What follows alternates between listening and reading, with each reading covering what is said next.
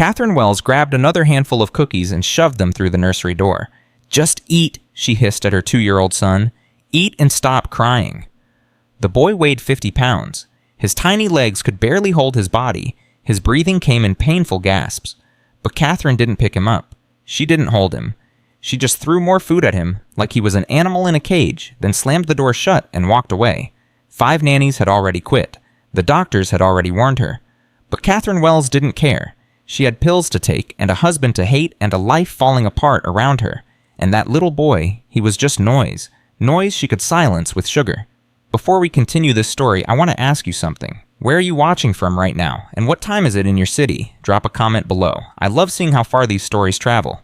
And if you believe every child deserves to be loved, hit that subscribe button and stay with me until the very end. This story will change the way you see everything. The bus dropped Maya Johnson at Sunset Boulevard at 6 in the morning. She was 53 years old. Her back hurt. Her knees ached. She had $17 in her purse and holes in her shoes she'd covered with cardboard. But she showed up anyway. That's what Maya Johnson did. She showed up. She walked 3 blocks to the address the agency had given her. When she reached the gate, she pressed the intercom button.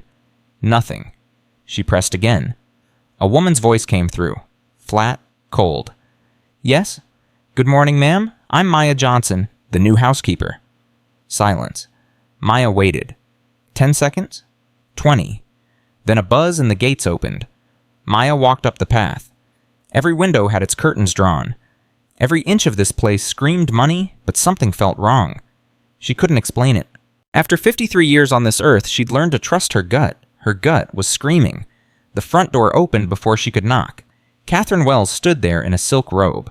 Blonde hair, perfect makeup, but her eyes were empty, dead, like someone had reached inside her and turned off the lights. "You're early," Katherine said. "I like to be on time, ma'am." Katherine looked her up and down, slow, cold, like she was inspecting furniture. "Come in, I'll show you what needs to be done." Maya followed her inside. "You'll clean the main areas daily," Katherine said, walking ahead without looking back. "Kitchen, living room, bathrooms. Don't touch anything in my husband's office. Don't move things around. Just clean." "Yes, ma'am." "And one more thing." Katherine stopped walking. That's when Maya heard it. Crying, coming from upstairs. Desperate, heartbreaking. Katherine didn't turn around. Didn't react. Just stood there, like a statue. "That's Ethan," she said. "My son, he cries a lot. You don't need to worry about him. That's not your job." Maya's chest tightened. That wasn't just crying. That was pain. Pure pain. "How old is he?" Maya asked. 2. The crying got louder, more frantic. "Ma'am, shouldn't someone check on him?" Katherine's shoulders went rigid. "He'll stop. He always does." She walked away. Maya stood there alone, listening to that child scream upstairs.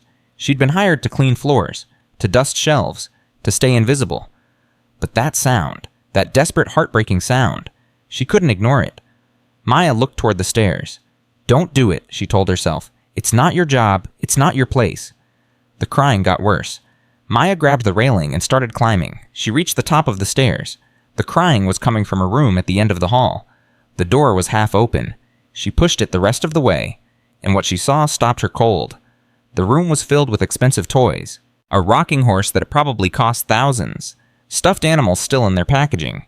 A crib that looked like something from a palace, but in the middle of all that, sitting on the floor in a dirty diaper and stained clothes, was Ethan. Maya had never seen a 2-year-old that big. His arms were swollen, his belly pushed against his shirt. His face was red and wet with tears, and all around him, scattered everywhere, were empty food wrappers, cookie packages, juice boxes, candy wrappers, chip bags. This wasn't a nursery. This was a feeding station. "Oh, Lord," Maya whispered. "Oh, sweet Jesus." Ethan looked up at her. His crying stopped. He just stared at her with huge, confused eyes, like he couldn't believe someone had actually come. Maya walked over slowly and knelt down beside him. "Hey there, sweetheart. My name is Maya. What's your name?" He just stared at her. His little lip trembled. "Ethan," Maya said softly. "That's a strong name." His eyes filled with fresh tears. He reached out his arm toward her. Maya's throat tightened. She picked him up. He was so heavy for such a small child. But when she held him against her chest, he didn't squirm or cry. He just collapsed against her and let out a long, shaky breath. like he'd been waiting his whole life for someone to hold him. "You're okay," Maya whispered. "I've got you, baby. I've got you." He wrapped his little arms around her neck and held on like she was the only solid thing in the world. Maya stood there in that expensive nursery holding a child covered in cookie crumbs and neglect and made a decision. She didn't know how. She didn't know what she could do. She was just the housekeeper, but she was going to help this child, whatever it took. "What are you doing?" Maya spun around. Katherine stood in the doorway, arms crossed, face hard. "I'm sorry, ma'am," Maya said. "He was crying and I just thought, I told you, that's not your job." "I know, ma'am, but he was alone and his diaper was... He's always something." Katherine walked into the room, her heels clicking. "Crying, hungry, needing. That's all he does. That's all he ever does. He's 2 years old, ma'am. I know how old he is." "Then you know he can't help it. He's just a baby." Katherine's eyes flashed. "You've been here 1 hour. You don't know anything about my son. You don't know anything about this family." "You're right, ma'am. I don't." Maya held Ethan tighter. "But I know what I see. And what I see is a little boy who's been crying for help and nobody's answering." Katherine's face went white. For a moment, neither of them spoke. Then Katherine's voice came out quiet, shaking. "The pediatrician says he's fine, just a phase. He says all toddlers are difficult." "Ma'am, the nutritionist says I'm overfeeding him. The therapist says I'm not bonding correctly. Everyone has an opinion." Her voice cracked. "Everyone knows exactly what I'm doing wrong, but nobody's here at 3 in the morning when he won't stop screaming. Nobody's here when I can't get out of bed. Nobody's here when I feel like I'm drowning and there's no one to save me." Tears were streaming down her face now. Maya stood very still, holding Ethan, watching this wealthy, beautiful woman fall apart. "Ma'am," Maya said carefully, "when was the last time someone took care of you?" Katherine looked up surprised. "What? You've been alone with him all this time. Who's been helping you? Richard hired nannies, 5 of them. They all quit. And your husband, where is he?" Katherine laughed. It was not a happy sound. "Richard is always working. That's what he tells me. Working late, working early, working on weekends." She wiped her face with shaking hands. "He's never here. He's never been here. Not since Ethan was born." "Ma'am, have you talked to anyone, a doctor, about how you're feeling?" Katherine's eyes went hard. "I don't need a doctor. I need my husband to come home. I need my son to stop crying. I need everyone to stop looking at me like I'm failing." "You're not failing, ma'am." "Yes, I am." Katherine's voice broke completely. "Every single day I fail. Every single day I take pills just to make myself get out of bed. And every single day I wonder what would happen if I just didn't." The words hung in the air. Maya's blood went cold. "Ma'am, what do you mean by that?" Katherine didn't answer. She just turned and walked out of the room. A moment later, Maya heard a door slam somewhere down the hall. Ethan whimpered against her shoulder. "Shh, baby," Maya whispered. "It's okay. We're going to figure this out." But even as she said it, she knew something was very, very wrong in this house. And it was worse than she'd thought. If you're still with me, drop a comment and let me know where you're watching from. This story is just getting started, and trust me, what happens next will shock you. Maya carried Ethan downstairs to the kitchen. She opened the refrigerator. It was full of expensive food. Organic yogurt from Denmark, imported cheeses, fancy salads in plastic containers. But nothing for a toddler, nothing healthy, nothing ill. Maya opened her bag and pulled out the lunch she'd made for herself. A turkey sandwich on wheat bread, an apple, some baby carrots. She broke off a small piece of the sandwich and held it out to Ethan. He grabbed it so fast she almost dropped him. He shoved it in his mouth, chewing desperately, reaching for more before he'd even swallowed. "Slow down, baby," Maya said. "It's not going anywhere, I promise." But Ethan didn't slow down. He ate like he was starving, like someone might take the food away. Maya sat down on the floor with him and fed him small pieces one at a time. "You're safe," she said. "I'm right here. Nobody's taking anything from you." Slowly, his frantic eating began to calm. His breathing evened out. His little body relaxed. When the sandwich was gone, Maya gave him apple slices. He ate those too, but slower now. "Good boy," Maya said. "See real food. Doesn't that feel better?" Ethan looked up at her, and he smiled. It was small, shy, like he wasn't sure he was allowed, but it was there. Maya pulled him close, tears burning her eyes. "There you go, baby. That's all you needed. Just somebody to see you." They sat there together for a long time. Maya didn't hear the footsteps behind her. "You're still here." She turned. Katherine stood in the doorway. She looked different now. Her makeup was smeared. Her hair was messy. She looked younger, more vulnerable. "Yes, ma'am. I'm still here." Katherine walked slowly into the kitchen. She sat down at the table, moving like every step cost her. "Why? Why, what, ma'am? Why are you still here?" The last housekeeper left after 2 days. The one before that lasted 3 hours. Katherine stared at her hands. Everyone leaves. Eventually, everyone leaves.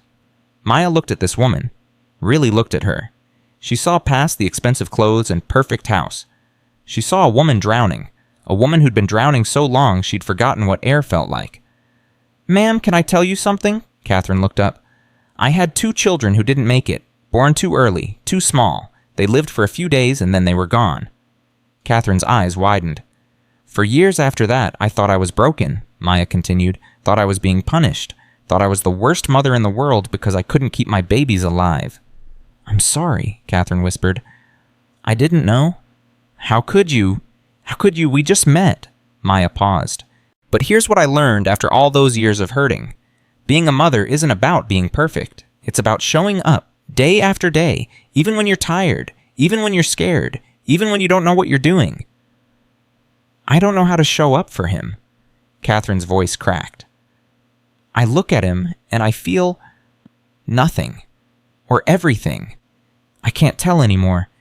It's all just noise." "Then let me help you." "Why would you help me? You don't even know me." Maya stood up, still holding Ethan. "Because that little boy needs someone in his corner. And right now, so do you." Katherine stared at her for a long moment. Then her face crumpled, and she started to cry. "I'm so tired," she sobbed. "I'm so tired." "I know, ma'am, I know. I haven't slept more than 2 hours at a time in months. The pills don't work. Nothing works." "What pills are you taking?" "Something for anxiety, something for depression, something to help me sleep." Katherine laughed bitterly. "I've got pills for everything. Richard makes sure of that. It's easier for him when I'm medicated.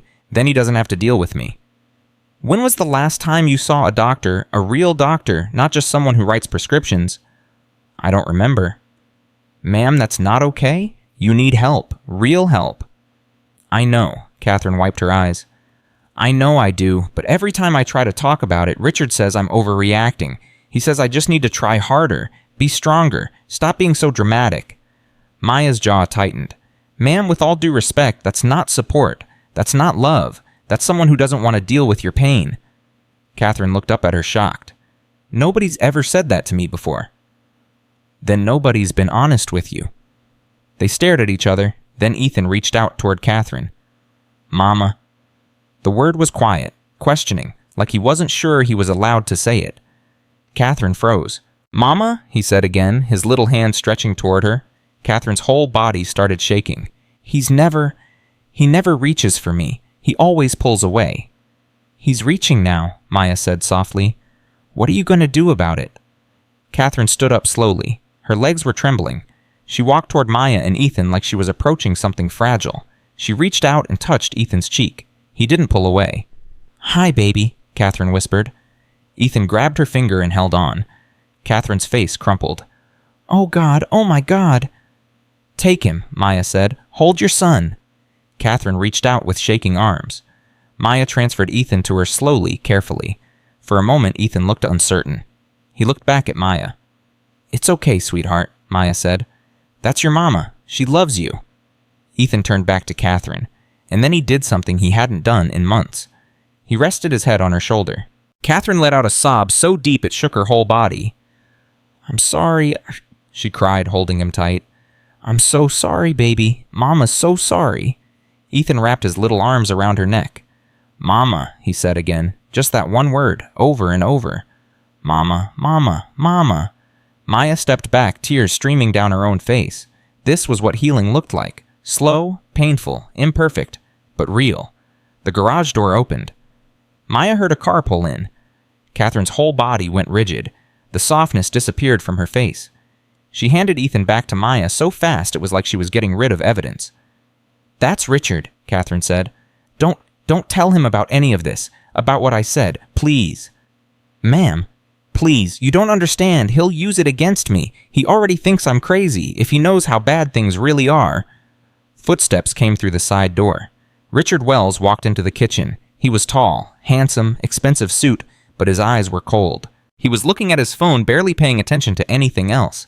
Then he saw Maya. "You're the new housekeeper." "Yes, sir, Maya Johnson." He nodded already, looking back at his phone.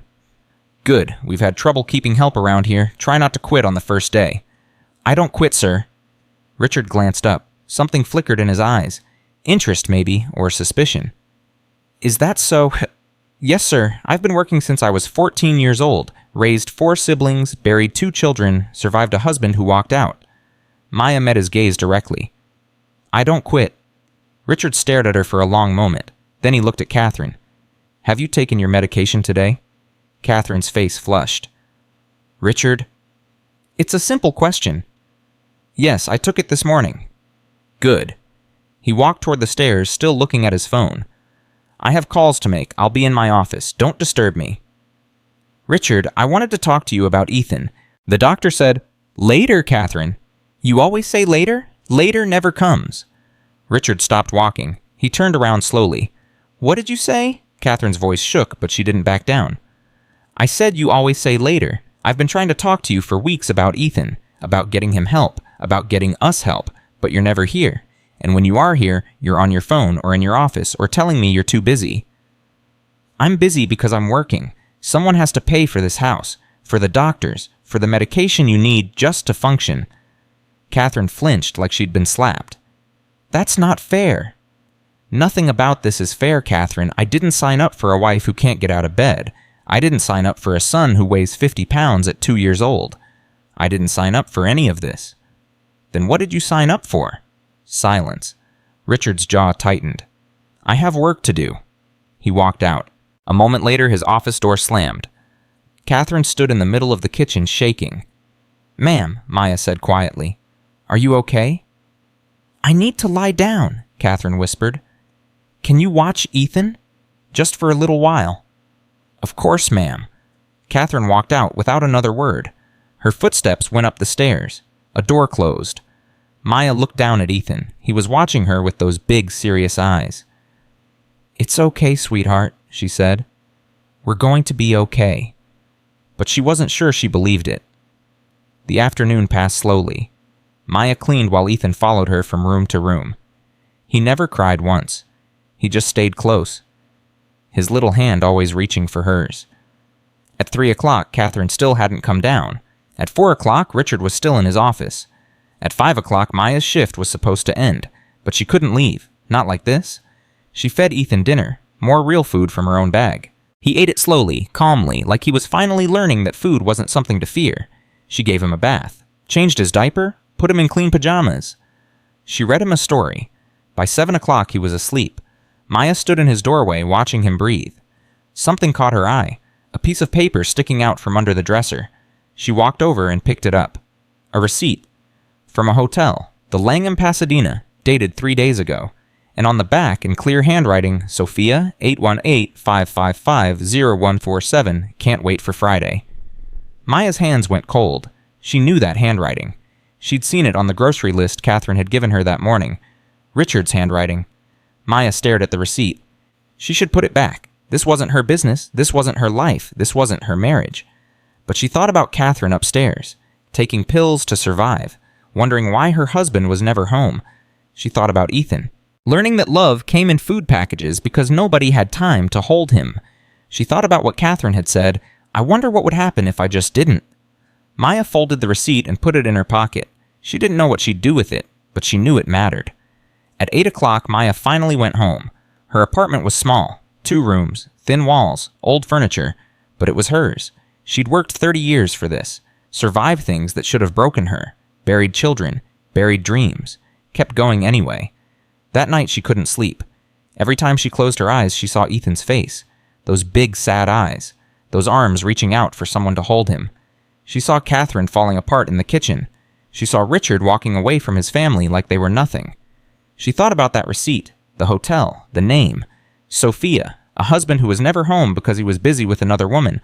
A mother drowning in depression and shame. and a little boy caught in the middle learning that love was something that came in food packages because nobody had time to hold him. At 4 in the morning, Maya got out of bed. She made coffee. She sat at her kitchen table and made a decision. She wasn't going to mind her own business. She wasn't going to stay in her lane. She was going to save that little boy, whatever it took. The next morning, Maya arrived at the mansion at 6:30. She let herself in with the key Katherine had given her. The house was silent. She climbed the stairs. Ethan's door was open. She looked in. He was already awake, sitting in his crib, staring at the wall. Not crying, not playing, just staring. When he saw Maya, his whole face changed. "Shut," he called out, reaching for her. Maya's heart cracked. "Hey, baby, I'm here." She lifted him out and held him close. "Did you sleep okay, sweetheart?" He nodded against her shoulder. "Good boy. Let's get you cleaned up and have some breakfast." She carried him to the changing table. That's when she heard it. Crying, coming from the master bedroom. Katherine. Maya hesitated. The crying got louder. "Stay right here, baby," Maya said, putting Ethan back in his crib. "I'll be right back." She walked to the master bedroom door. She knocked. "Mrs. Wells, ma'am, are you okay?" No answer, just crying. "Katherine." The crying stopped suddenly. "Go away." "Ma'am, I'm worried about you. Can I come in?" "No, leave me alone." "I can't do that, ma'am. Not when you sound like this." Silence, then footsteps. The door opened. Katherine looked like she hadn't slept at all. Her eyes were swollen. Her hair was wild. She was still wearing yesterday's clothes. "What do you want?" "I want to make sure you're okay." "I'm fine." "Ma'am, you're not fine. Nobody who's fine sounds like that." Katherine's face crumbled. "He didn't come home last night." Maya's stomach dropped. "What?" "Richard. He texted me at 10 o'clock. Said he had to work late. Said he'd sleep at the office." Katherine laughed bitterly. "He's done this before. 2-3 times a month. He says it's work, but I know it's not work. I know he's lying. I just can't prove it." Maya thought about the receipt in her purse. She could prove it. Right now. She could show Katherine the evidence and end the lies. But looking at this woman barely holding together, Maya wasn't sure she could handle that truth right now. "Ma'am, can I make you some coffee, some breakfast?" "I'm not hungry." "You need to eat. When was the last time you had a real meal?" Katherine thought about it. "I don't remember." "That's not okay, ma'am. Come downstairs. Let me take care of you for a little while." Katherine stared at her. "Why are you being so nice to me?" "Because somebody has to be." Katherine's eyes filled with fresh tears. "I don't deserve it." "Everybody deserves kindness, ma'am. Even people who don't believe they do." Maya reached out her hand. Katherine looked at it for a long moment. Then she took it. They walked downstairs together. Maya made breakfast, real breakfast, eggs, toast, fresh fruit. She put a plate in front of Katherine. "Eat?" "I can't?" "Yes, you can. One bite at a time." Katherine picked up her fork. Her hand was shaking. She took a bite, then another. Maya brought Ethan downstairs and put him in his high chair. She fed him while Katherine ate. For a few minutes, nobody spoke. Then Katherine said, "What's wrong with me?" "Nothing's wrong with you, ma'am." "Something's wrong. I look at my son and I feel disconnected, like I'm watching him through glass, like I'm not really here." "That sounds like depression, ma'am. Real depression, not something you can just will yourself out of." "Richard says it's all in my head." "Richard doesn't know what he's talking about." "Oil?" Katherine looked up surprised. "Nobody's ever said that to me before." "Then nobody's been honest with you. What your husband says, the way he treats you, that's not normal. That's not okay." "He's not always like this. When we first got married, he was different. He was kind, attentive. He used to bring me flowers every Friday." "What changed?" Katherine's face darkened. "I got pregnant, and everything fell apart." "Tell me." Katherine was quiet for a moment. Then she started talking. "I had a difficult pregnancy. I was sick all the time. I gained a lot of weight. I couldn't work. Richard had to take care of everything." She paused. "He resented it. I could see it in his eyes. Every time he looked at me, I could see him thinking about how much I was costing him, how much trouble I was. That's not fair." "No, it wasn't. But it got worse after Ethan was born. I was supposed to bounce back. That's what everyone said. Have the baby lose the weight, get back to normal. But I couldn't. I was so tired, so overwhelmed. And Ethan cried constantly. Nothing I did was right." That sounds like postpartum depression, ma'am. That's what the doctor said, but Richard didn't believe it. He said I was being dramatic. He said all new moms feel that way. He said I just needed to try harder. And you believed him? Katherine's voice broke. I wanted to believe him.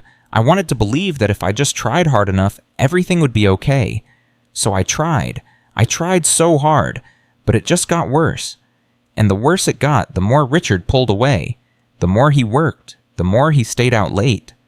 Maya thought about the receipt again. Ma'am, I need to ask you something, and I need you to be honest with me. Katherine looked up. What? Have you thought about hurting yourself? Silence. Long, terrible silence.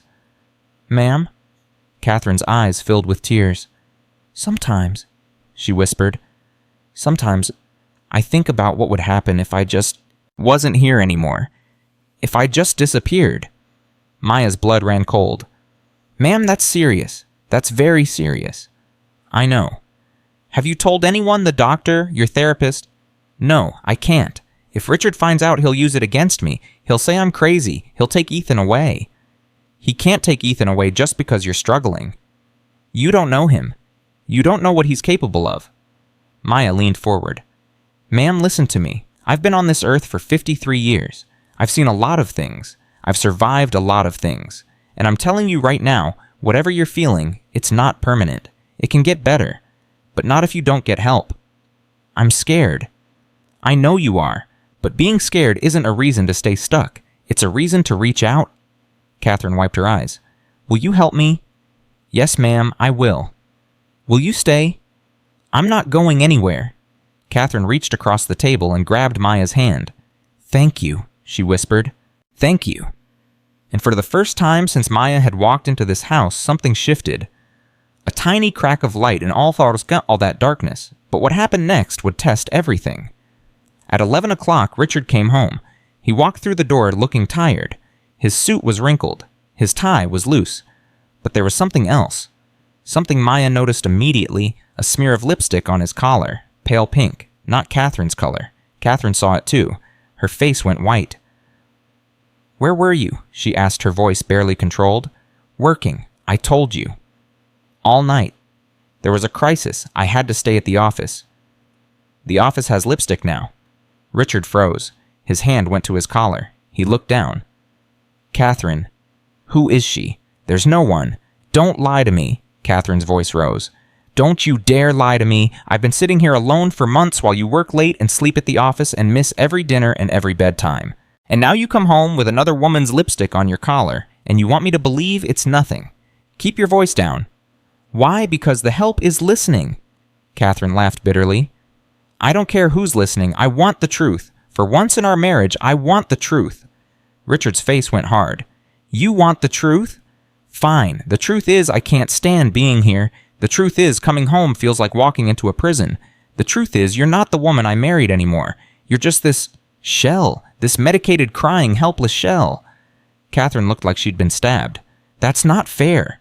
Nothing about this is fair. I work 16 hours a day to pay for this house, this life, your doctors, your pills, and I come home to what? A wife who can't function and a son who weighs 50 pounds at 2 years old. Don't bring Ethan into this. How can I not bring him into this? He's the whole problem. If you'd just taken care of him properly from the beginning.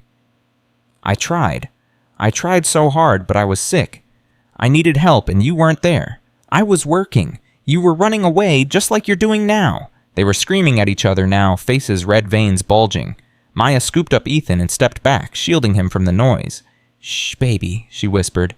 It's okay. You're safe. But Ethan was already crying. Silent tears streaming down his round cheeks. He'd seen this before, many times, and every time it broke him a little more. I want a divorce, Katherine said suddenly. The room went dead silent. Richard stared at her. What did you say? I want a divorce. I can't do this anymore. I can't live with someone who hates me. I can't raise my son in a house full of screaming and lies. You're being dramatic. No, I'm being honest. For the first time in years, I'm being honest. Richard's face twisted. You think you can divorce me? You think you can take my son and my money and just walk away? You can barely get out of bed, Katherine. No court in the world is going to give custody to a woman who needs pills just to function. Katherine went pale. You wouldn't. Try me. He walked toward his office, then he stopped. He turned back and looked at Maya, still holding Ethan. You, he said. You're fired. Get out of my house. Maya didn't move. I said get out. No, sir. Richard's eyes widened. Excuse me. I said no. I'm not leaving this baby with people who scream at each other while he's in the room. I'm not leaving until I know he's safe. This is my house. You work for me. Actually, sir, I work for the agency, and the agency sent me here to help this family. That's what I'm doing. Richard took a step toward her. Get out. Maya stood her ground. No. For a moment, she thought he might hit her. His fists were clenched. His face was red. But then Katherine spoke. Touch her, and I'll call the police. Richard turned. Katherine had her phone in her hand. I mean it, Richard. Touch her, and I'm calling the police and telling them everything. The nights you don't come home. The lipstick on your collar, the way you talk to me, everything. Richard stared at her, then at Maya, then at his wife again. You're going to regret this, he said. He walked to the front door. Both of you. He slammed it behind him. A moment later, they heard his car peel out of the driveway. Katherine collapsed into a chair, shaking. What did I just do? You stood up for yourself, ma'am. That's what you did. He's going to destroy me. He has lawyers, money, power. I have nothing. You have your son, that's not nothing. Katherine looked at Ethan still in Maya's arms, tears drying on his cheeks. He's right about one thing. I can't do this alone. I can barely take care of myself, let alone a child. You're not alone, ma'am. I told you, I'm not going anywhere. Katherine looked up at her. Why do you care so much about us? Maya thought about it for a moment. Because I know what it feels like to drown, she said finally. And I know what it feels like when someone reaches in and pulls you out. 40 years ago, when I lost my babies, when my husband left, when I thought my life was over, there was a woman at my church, Miss Bernice. She showed up at my door every day for a month. She made me eat, made me get dressed, made me keep living when I didn't want to. What happened to her? She passed 10 years ago, but before she died, she made me promise something. What? She made me promise to do for someone else what she did for me, to find someone drowning and pull them out. Maya looked at Katherine. I've been waiting 40 years to keep that promise. I think maybe I was waiting for you. Katherine started crying again, but this time it was different. This time it wasn't despair, it was hope. The days that followed were hard. Richard moved to a hotel. He sent lawyers, papers, threats. But Katherine didn't back down. She found a therapist, a real one. Not someone who just wrote prescriptions, but someone who listened. She started taking different medication. Better medication. She started sleeping more, eating better, getting stronger. And every day she spent more time with Ethan. They played together, read together, learned together. It wasn't perfect. Some days were still hard. Some days Katherine couldn't get out of bed and Maya took care of everything. But the good days started outnumbering the bad ones. And Ethan changed too. He laughed more, cried less, started eating normal food in normal amounts. He called Maya Shah and Katherine Mama, and he reached for them both, trusting that they'd be there. The weight started coming off, slowly, safely. He looked like a regular little boy. But then on a Thursday afternoon, everything fell apart. Maya arrived at the house to find the front door wide open. Her stomach dropped. She ran inside. Katherine, Ethan. No answer. She ran to the kitchen. Destroyed. Cabinets open, food everywhere, broken glass on the floor. She ran upstairs. Katherine. The master bedroom door was open. Maya ran in. Katherine was lying on the floor beside her bed. Beside her, an empty pill bottle. In her hand, a note. Maya screamed. She dropped to her knees, pressing her fingers to Katherine's neck. A pulse. Weak. But there. She grabbed her phone and dialed 911. Please, she took pills. She's not responding. Send help. Please hurry. She gave the address. Then she pulled Katherine into her arms. Don't you dare, Maya whispered. Don't you dare leave that little boy. He needs you. He needs his mama. Katherine's eyes fluttered. Maya? I'm here. Help is coming. Tell Ethan. Tell him I'm sorry. Tell him I tried. You're going to tell him yourself. You hear me? You're going to wake up, and you're going to tell him yourself. Sirens in the distance, getting closer. Maya held Katherine tighter. Stay with me, she begged. Please, stay with me. Katherine's eyes closed, and Maya prayed harder than she'd ever prayed in her life. If you or someone you know is having a difficult time, free support is available. Find resources. The ambulance arrived in 7 minutes. Maya rode with them to the hospital, holding Katherine's limp hand the whole way. The paramedics worked fast, shouting numbers and medical terms Maya didn't understand. "Is she going to make it?" Maya asked. "We're doing everything we can, ma'am." That wasn't an answer. Katherine's face was pale, too pale. Her breathing was shallow. "Stay with me," Maya whispered. "You hear me? Your son needs you. Don't you give up." Katherine's fingers twitched in her hand.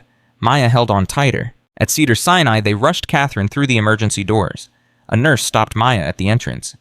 "Ma'am, you can't go back there. I have to stay with her. She doesn't have anyone else." "Are you family?" Maya hesitated. "I'm her housekeeper." The nurse's face softened. "I'm sorry, only family is allowed in the trauma bay. You'll have to wait here."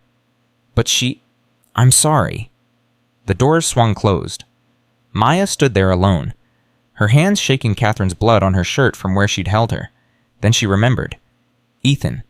She'd left him at the house, alone. Maya grabbed her phone and called the only person she could think of, Mrs. Rodriguez, her neighbor. "Maria, I need help. It's an emergency." "What happened?"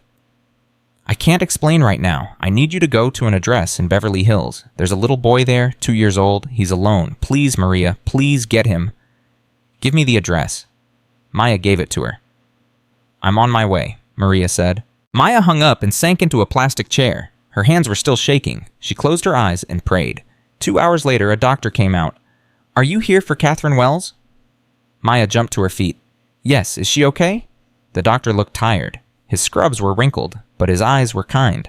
"She's stable. We pumped her stomach, got most of the pills out before they could do serious damage." Maya's knees almost buckled. "Thank God, thank God." "She's going to need to stay here for observation, and she's going to need psychiatric evaluation before we can release her." "Of course, whatever she needs." The doctor paused. "Ma'am, can I ask you something?" "Yes." "How did you find her?" "I came to work and the door was open. I found her on the floor. You may have saved her life. Another 30 minutes and we might be having a different conversation." Maya's throat tightened. "Can I see her?" "She's resting now, but in a few hours, yes." "Thank you, doctor. Thank you." The doctor nodded and walked away.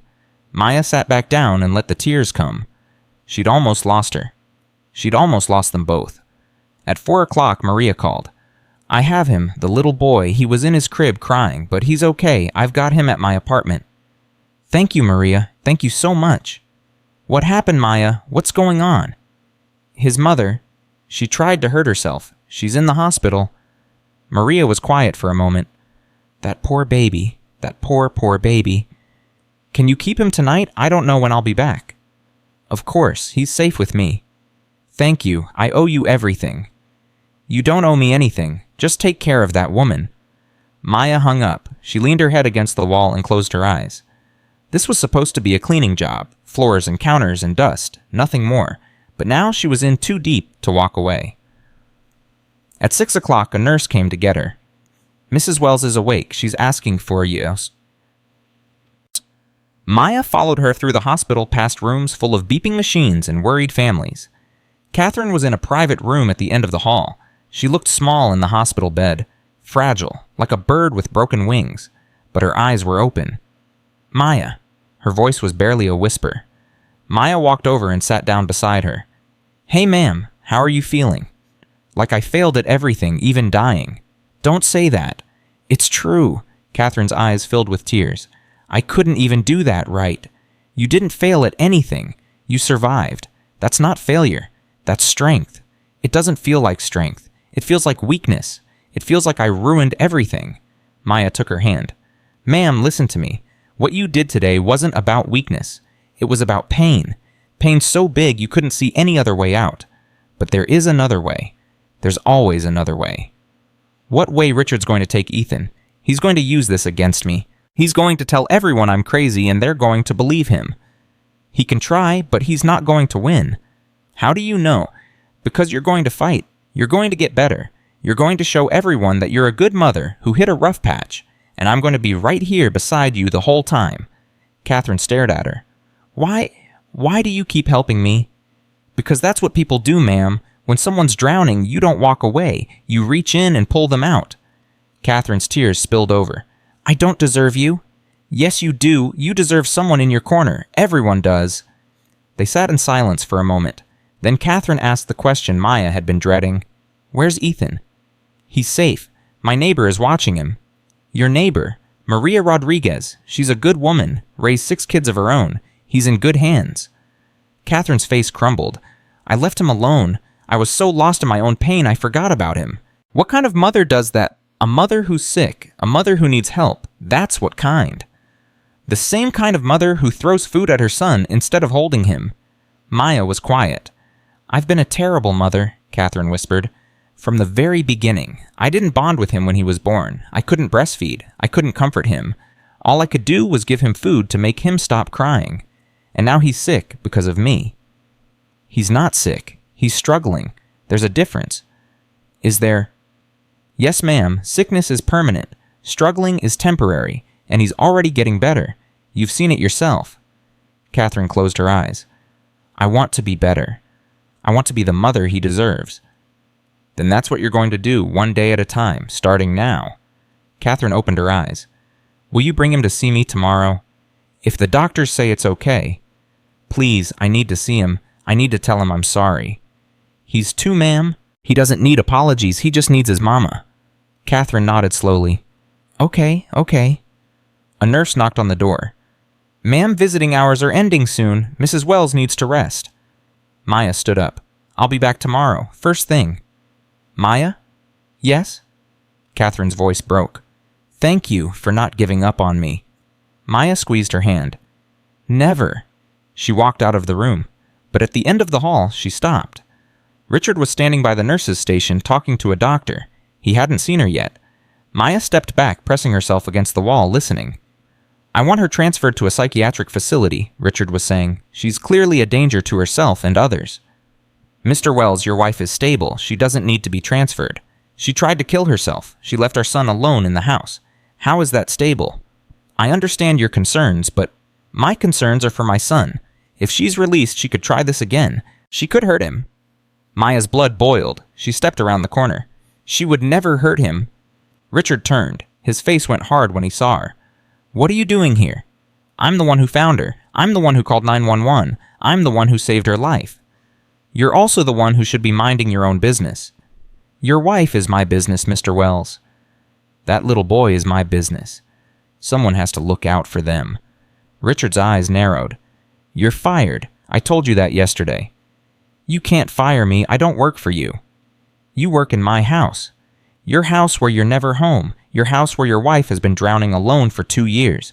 Your house where your son learned to eat his feelings because nobody had time to hold him. Richard's face went red. You don't know anything about my family. I know enough. I know you haven't been working late. I know about the hotel. I know about Sophia. Richard went very still. What did you say? I found the receipt.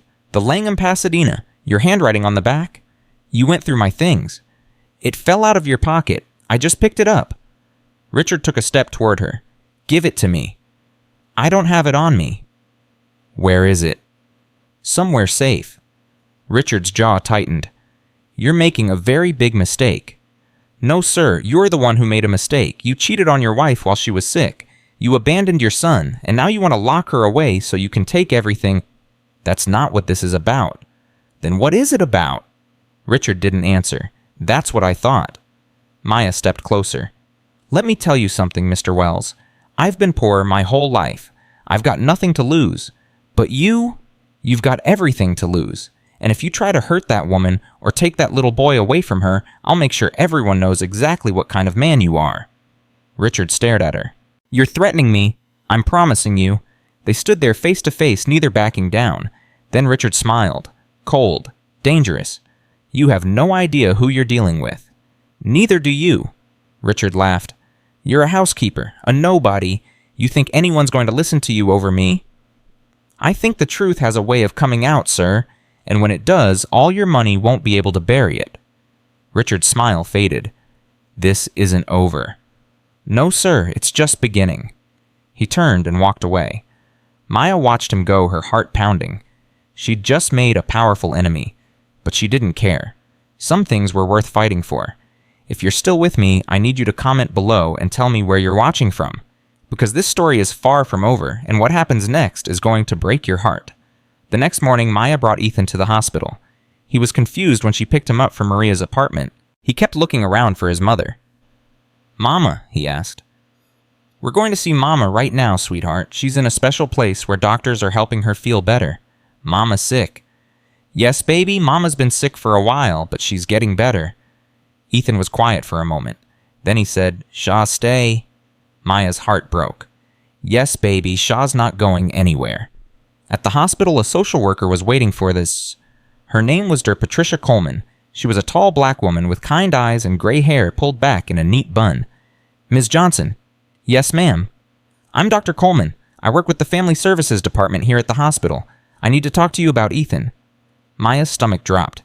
"Is something wrong?" "Not wrong exactly, but we have concerns. Mrs. Wells attempted suicide while her child was alone in the house. That's a serious situation. She wasn't thinking clearly. She would never hurt Ethan. I understand, but we have protocols. When a parent attempts self-harm with a child present, we have to do an assessment."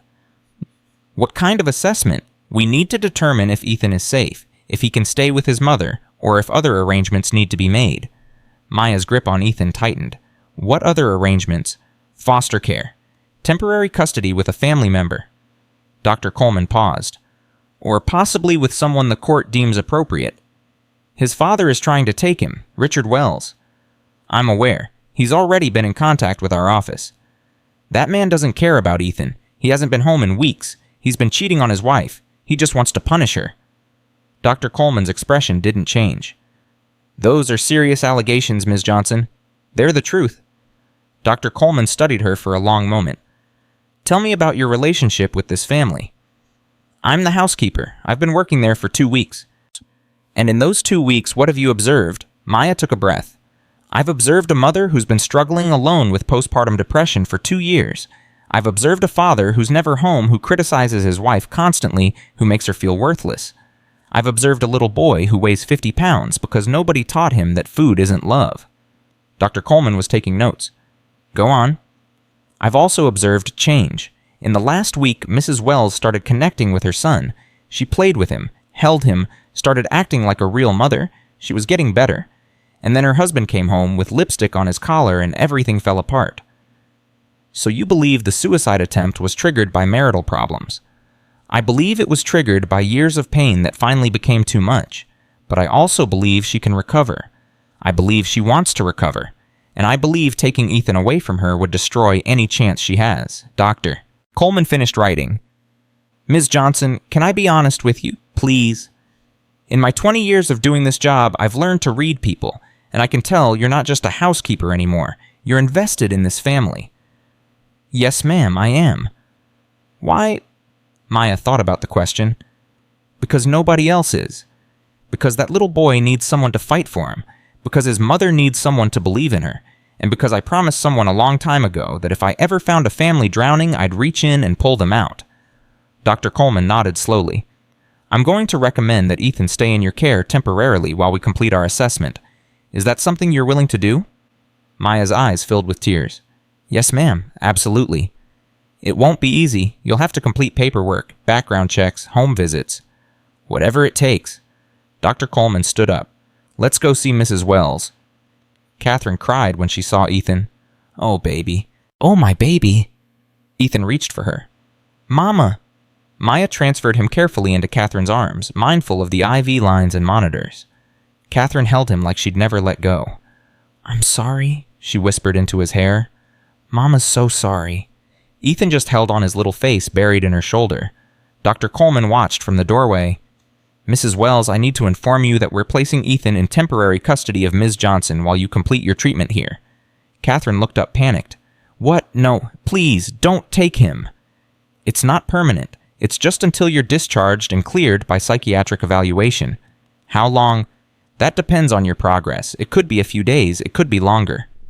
Katherine's eyes found Maya's. "You'll take care of him. With my life, ma'am.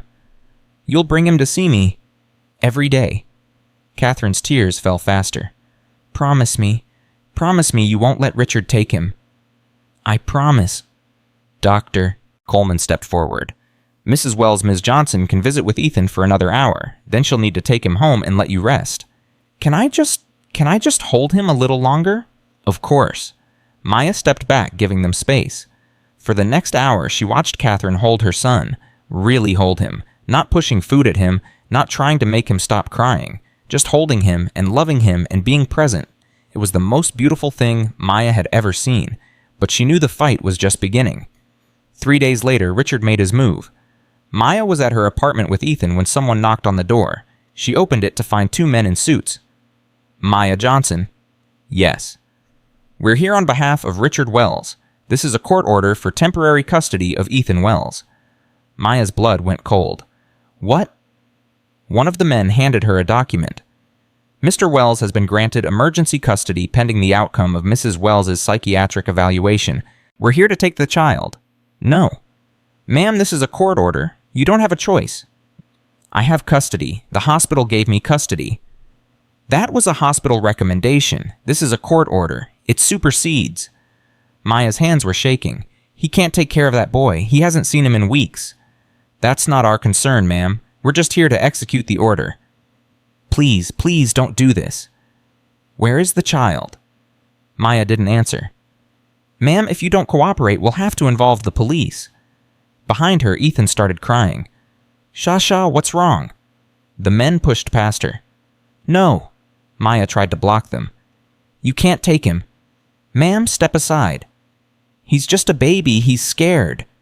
One of the men grabbed Ethan. Ethan screamed. Shasha! Maya reached for him, but the other man held her back. Don't make this harder than it has to be. Please, please don't take him. But they were already walking out the door. Ethan was screaming, reaching for her, his little face red with terror. Sha, sha, sha. And then they were gone. Maya collapsed on the floor, sobbing. She'd failed. After everything, she'd failed. An hour later, her phone rang. It was Dr. Coleman. Ms. Johnson, I just heard what happened. I'm so sorry. How did he do this? How did he get a court order so fast? He has money. He has lawyers. He knows people. There has to be something we can do. There is, but it's going to be a fight. I don't care. Tell me what to do. First, we need to document everything. Every interaction you've had with that family. Every observation you've made. We need to build a case. For what? For proving that Richard Wells is not a fit parent. For proving that Katherine is. For getting Ethan back where he belongs. How do we do that? I know a lawyer, pro bono family law. She specializes in cases like this. Her name is Denise Washington. I'm going to give her your number. Thank you. Thank you so much. Don't thank me yet. This is going to get ugly before it gets better. I don't care how ugly it gets. That little boy needs his mother, and I'm going to make sure he gets her. That night, Maya couldn't sleep. She kept thinking about Ethan, about the terror in his eyes, about the way he screamed her name. She kept thinking about Katherine alone in that hospital, not knowing that her son had been taken. She kept thinking about Richard smiling that cold smile, winning another battle. At 2 a.m, Maya got out of bed.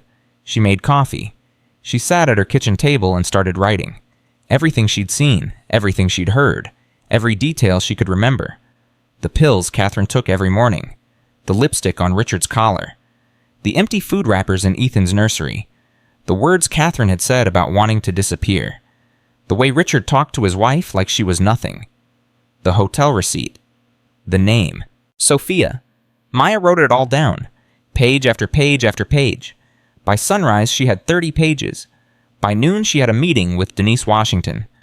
Denise was a woman in her 50s with sharp eyes and a no-nonsense attitude. She listened to everything Maya had to say without interrupting. When Maya finished, Denise was quiet for a long moment. You know what you're up against, right? Yes. Richard Wells has money, connections, the best lawyers in Los Angeles. I know. And you're a housekeeper with no legal standing, no blood relation to the child, and no resources. I know. Denise leaned forward. So why are you doing this? Because it's right. Denise studied her. That's not enough. In court, right doesn't always win. Money wins, power wins, connections win. Then we'll have to find another way. What way? Maya reached into her purse and pulled out the hotel receipt. This is evidence that Richard Wells has been cheating on his wife. It's his handwriting, his hotel reservation, another woman's name. Denise took it. This is good, but it's not enough. What else do we need? We need someone who can testify about Richard's character, someone who's seen him behave badly, someone credible. Maya thought about it. The nannies, 5 of them quit. They must have seen something. Do you know how to reach them? No, but I know someone who might. Maya called Maria.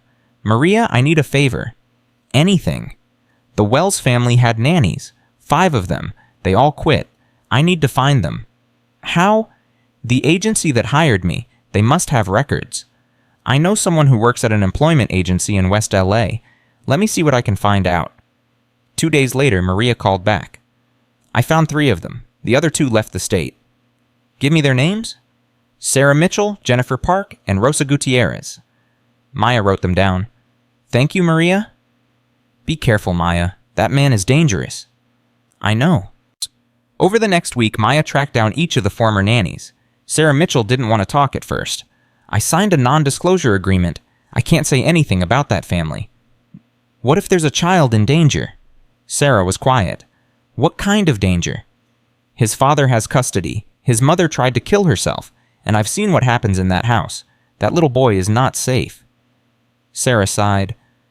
Richard Wells is a monster. He screamed at his wife constantly, criticized everything she did, made her feel worthless, and he never not once showed any interest in that baby. Would you testify to that? I'd lose everything. He'd sue me. What if you didn't have to go to court? What if you could just write a statement? Sarah hesitated. I'll think about it. Jennifer Park was more willing. I've been waiting for someone to ask me about that family. What I saw in that house, it haunts me. Tell me.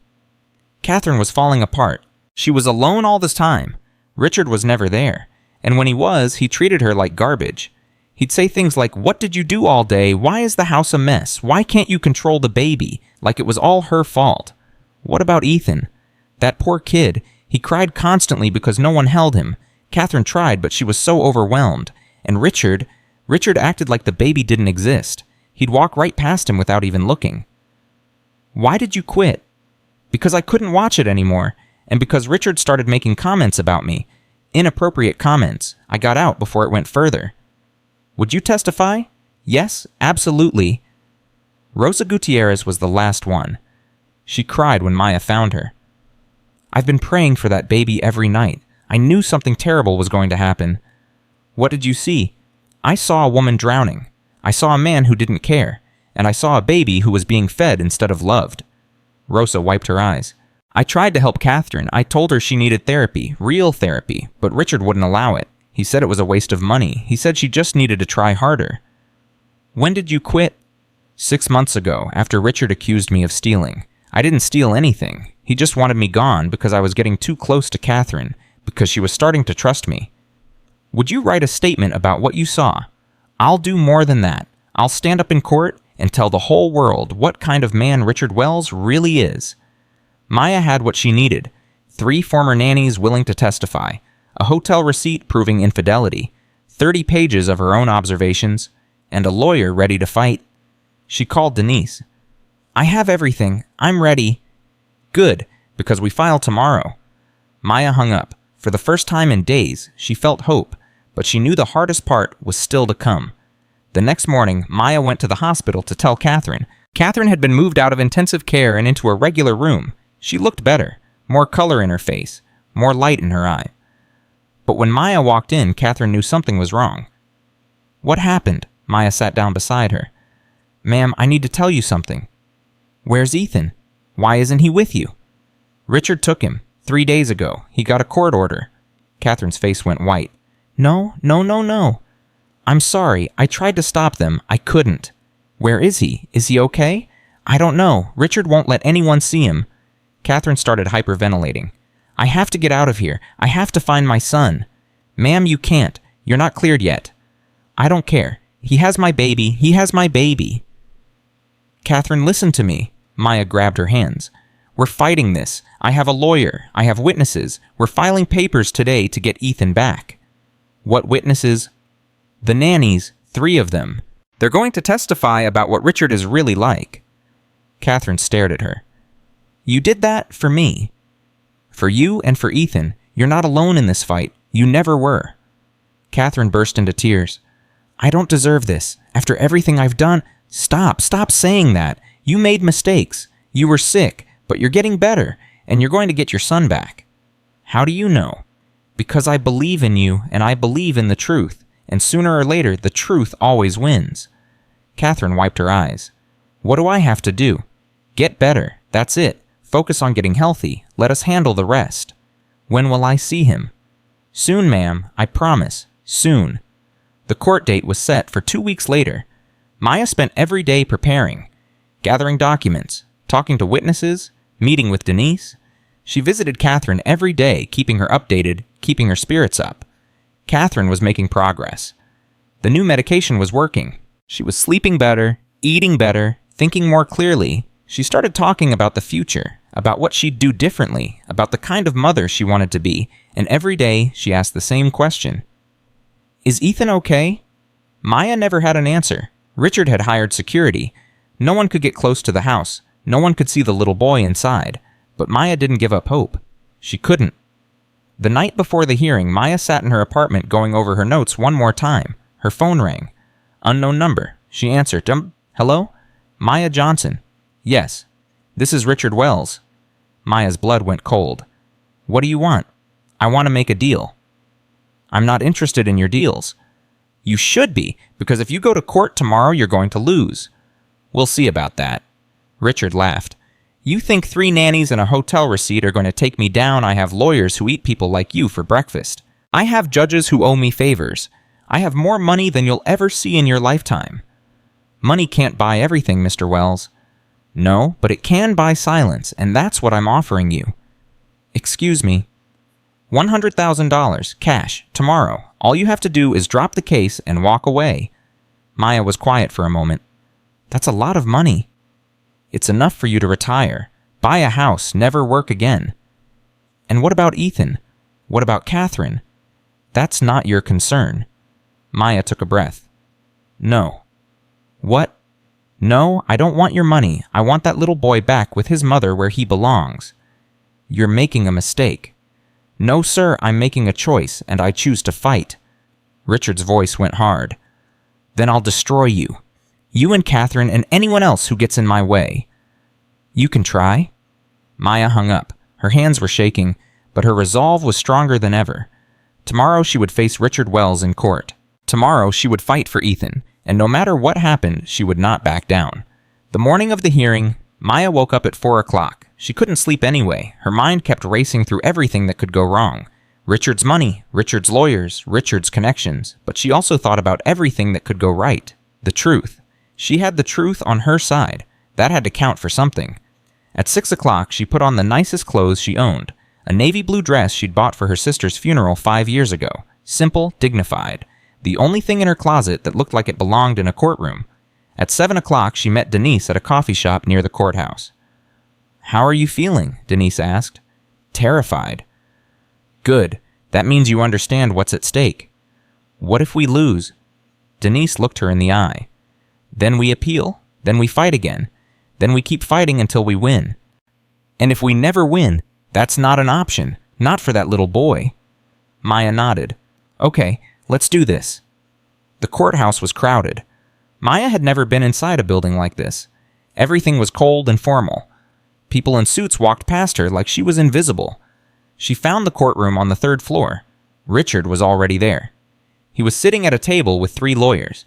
3. All of them in expensive suits, all of them looking at Maya like she was something they'd scraped off their shoes. Richard smiled when he saw her. That cold, dangerous smile. Changed your mind about my offer, he asked. Not a chance. Your funeral. Denise guided Maya to their table on the other side of the room. Don't let him get in your head, Denise whispered. That's what he wants. I know. Just tell the truth. That's all you have to do. The doors opened again. Katherine walked in. Maya's heart lifted. Katherine looked different.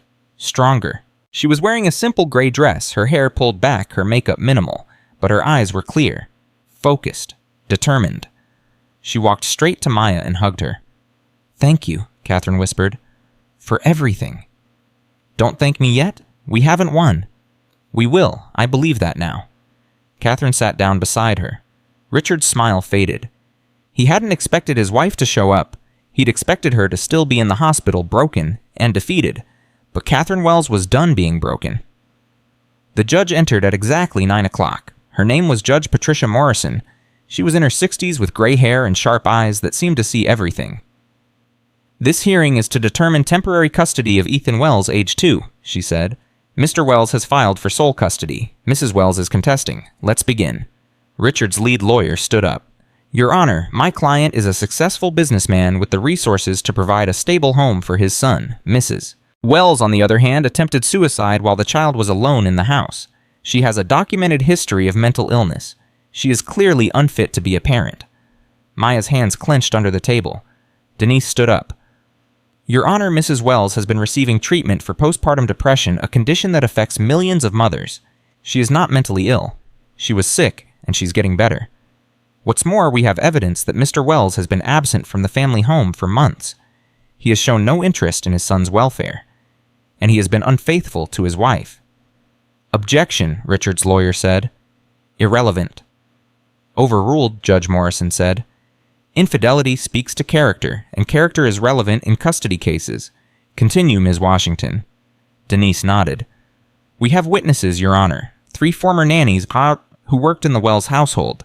They will testify to the condition entered in that home and to Mr. Wells' behavior." "Fitzoya." Judge Morrison looked at Richard. "Mr. Wells, is this true? Did 3 nannies quit your employment?" Richard's lawyer answered for him.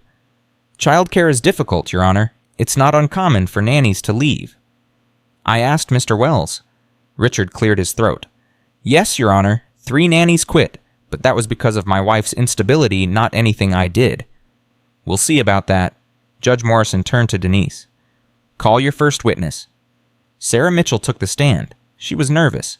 Maya could see her hands shaking, but when Denise asked her first question, Sarah's voice was steady. "Ms. Mitchell, how long did you work for the Wells family?" 4 months, ma'am." "And why did you leave?" "Because I couldn't watch what was happening anymore." "What was happening?" Sarah took a breath. "Mrs. Wells was falling apart. She was alone all the time. Mr. Wells was never home. And when he was home, he was cruel to her." "Objection," Richard's lawyer said. "Characterization." "I'll rephrase," Denise said. "Can you give us a specific example of Mr. Wells' behavior?" "Yes." Sarah's voice got stronger.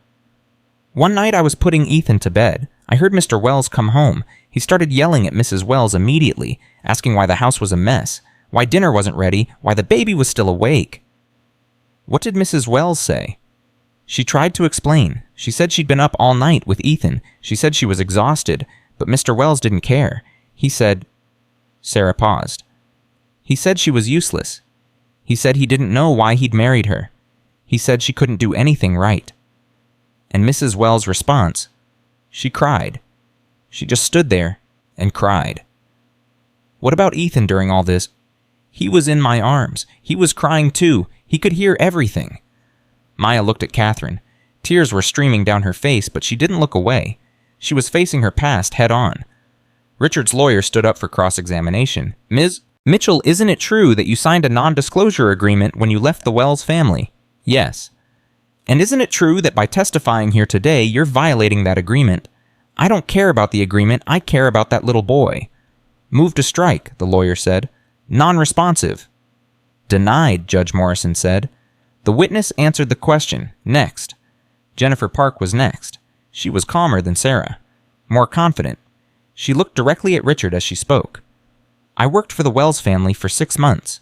I quit because Mr. Wells made inappropriate comments to me." "What kind of comments?" Denise asked.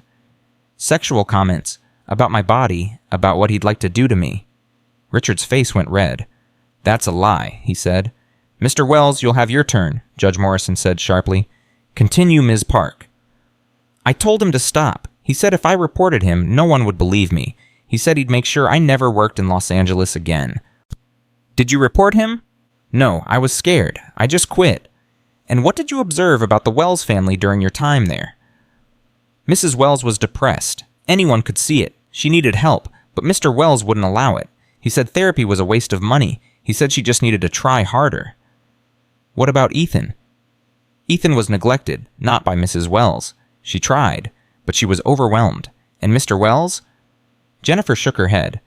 Mr. Wells acted like the baby didn't exist. I never once saw him hold his son, not once in 6 months. Richard's lawyer tried to discredit her too. Ms. Park, did you have any documentation of these alleged comments? No. So it's your word against Mr. Wells only? Yes, but I'm telling the truth. No further questions. Rosa Gutierrez was the final witness. She cried before she even started speaking. I'm sorry, she said. I've been carrying this for so long. Take your time, Denise said gently. Rosa wiped her eyes. I worked for the Wells family for 3 months. I left because Mr. Wells accused me of stealing. I didn't steal anything. He just wanted me gone because I was getting too close to Mrs. Wells. What do you mean by too close? I was helping her, really helping her, talking to her, listening to her. She was so lonely, so desperate for someone to understand.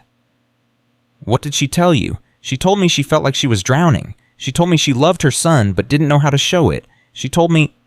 Rosa's voice broke. She told me sometimes she wished she wouldn't wake up in the morning.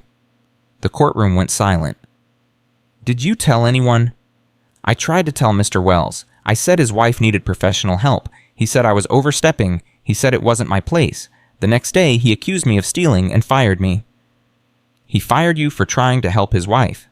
Yes. No further questions. Richard's lawyer didn't even try to cross-examine Rosa. The damage was done. Judge Morrison called a 15-minute recess. Maya found Katherine in the hallway. How are you doing? I didn't know. Katherine's voice was hollow. I didn't know the nannies tried to help me. I didn't know Richard pushed them away. He isolated you, ma'am. That's what abusers do. Is that what he is, an abuser?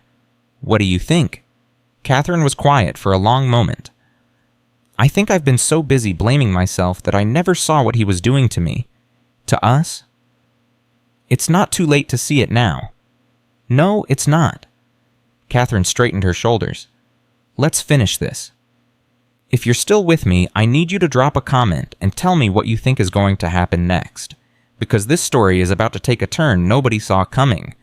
When court resumed, it was Maya's turn to testify. She walked to the witness stand, her heart pounding. Denise smiled at her reassuringly. Ms. Johnson, how long have you worked for the Wells family? 2 weeks, ma'am. And in those 2 weeks, what did you observe? Maya took a breath. I observed a family in crisis. I observed a mother who was struggling with depression and had no support. I observed a father who was never home and who criticized his wife constantly. And I observed a little boy who was being fed instead of loved. What do you mean by that? Ethan weighs 50 pounds, ma'am. He's 2 years old. That's not normal. And it's not because anyone was trying to hurt him. It's because food was the only comfort he knew. Whenever he cried, someone would give him food to make him stop, because no one had time to actually hold him. Did you try to change that? Yes, ma'am. I started feeding him healthy food, playing with him, talking to him, and he responded. In just 2 weeks, he was crying less and laughing more. He was starting to lose weight. He was becoming a normal little boy. What about Mrs. Wells? She was getting better too. She started spending time with Ethan, playing with him, holding him. For the first time, she was being a real mother. And then what happened? Mr. Wells came home. He and Mrs. Wells had a fight. He admitted to having an affair. Mrs. Wells asked for a divorce, and Mr. Wells threatened to take Ethan away from her. Objection, Richard's lawyer said. Hearsay. I was there, Maya said. I heard every word. Overruled, Judge Morrison said. Continue. After Mr. Wells left, Mrs. Wells fell apart. The next day, she attempted suicide. I found her and called 911. The paramedics said if I'd been 30 minutes later, she would have died. And where was Ethan during all this? He was alone in his crib, crying. What did you do? I made sure he was safe. My neighbor picked him up and took care of him until I could get back from the hospital. And then Mr. Wells got a court order and took Ethan away. His men came to my apartment and grabbed that little boy right out of my arms. Maya's voice cracked. He was screaming for me, screaming my name, and there was nothing I could do. The courtroom was silent. Judge Morrison's face was unreadable, but Maya thought she saw something in her eyes. Sympathy, maybe, or anger. Richard's lawyer stood up for cross-examination. Ms. Johnson, you're a housekeeper, correct? Yes, sir. No medical training. No, sir. No psychology degree. No, sir. So when you say Mrs. Wells was depressed, that's just your opinion. It's what I observed. And when you say Mr. Wells was abusive, that's also just your opinion. I know what I saw. You saw a man provide for his family. You saw a man pay for doctors and medication. You saw a man try to deal with a wife who couldn't function. I saw a man who was never home, who criticized his wife constantly, who made her feel worthless, who was sleeping with another woman while his family fell apart. Do you have proof of this affair? Maya reached into her purse. Yes, sir, I do. Samo. She pulled out the hotel receipt. This fell out of Mr. Wells' pocket. It's a receipt from the Langham, Pasadena, dated 3 weeks ago. On the back is his handwriting, a woman's name and phone number, Sophia. Richard's face went white. His lawyer grabbed the receipt. Your Honor, this was obtained illegally. It should be inadmissible. It fell on the floor, Maya said. I picked it up. That's not illegal. Judge Morrison held out her hand. I'll see that. She examined the receipt for a long moment. Mr. Wells, is this your handwriting? Richard's lawyer leaned over and whispered something to him. I decline to answer, Your Honor. You can decline all you want. The handwriting will be analyzed. Judge Morrison set the receipt aside. This is being entered into evidence. Continue, Ms. Washington. Denise stood up. Your Honor, I have one more witness, Mrs. Katherine Wells. Katherine walked to the stand. Her hands were shaking, but her voice was steady. Mrs. Wells, Denise said gently, can you tell the court what the last 2 years of your life have been like? Katherine took a breath. They've been hell, absolute hell. Start from the beginning. When Ethan was born, I was so happy. I thought I had everything. A beautiful baby, a successful husband, a perfect life. Katherine paused. But then something went wrong. I couldn't bond with Ethan. I couldn't breastfeed. I couldn't comfort him when he cried. I felt like a failure from the very first day. Did you seek help? I tried. I told Richard something was wrong. He said I was overreacting. He said all new moms feel that way. He said I just needed to try harder. What did you do? I tried harder. I tried so hard, but it just got worse. I couldn't sleep. I couldn't eat. I couldn't stop crying. And Ethan couldn't stop crying either. It was like we were both drowning and no one could see us. What about the doctors? Richard took me to see a psychiatrist. But he picked the doctor. He controlled everything. The psychiatrist gave me pills, lots of pills. But no one ever really talked to me. No one ever asked what I was feeling. They just medicated me and sent me home. And the nannies? They came and went. I didn't understand why at first. I thought it was my fault. I thought I was so difficult that no one could stand to be around me. Katherine's voice broke. I didn't know Richard was pushing them away. I didn't know they were trying to help me. When did things get better? When Maya came. Katherine looked at Maya, tears in her eyes. She was the first person in 2 years who actually saw me, who listened to me, who treated me like a human being instead of a problem to be solved. And Ethan? Maya taught me how to be his mother. She showed me that he didn't need food. He needed love. He needed me to hold him and talk to him and be present. And when I started doing that, Katherine smiled through her tears. He reached for me. For the first time in his life, my son reached for me and called me Mama. What happened then? Richard came home. He found out I was getting better, and he didn't like it. He wanted me weak. He wanted me dependent, so he picked a fight. He admitted he was having an affair. He said terrible things to me, things I can't repeat. And that led to your suicide attempt. Yes, I couldn't take it anymore. I thought Ethan would be better off without me. I thought everyone would be better off without me. Katherine paused. I was wrong. I know that now. But in that moment, I couldn't see any other way out. Are you better now? I'm getting better. The hospital helped me find a real therapist, someone who actually listens, someone who's helping me work through everything. And the new medication is working. I feel like myself again. I feel like I can be the mother Ethan deserves. What do you want from this court? Katherine looked directly at Judge Morrison.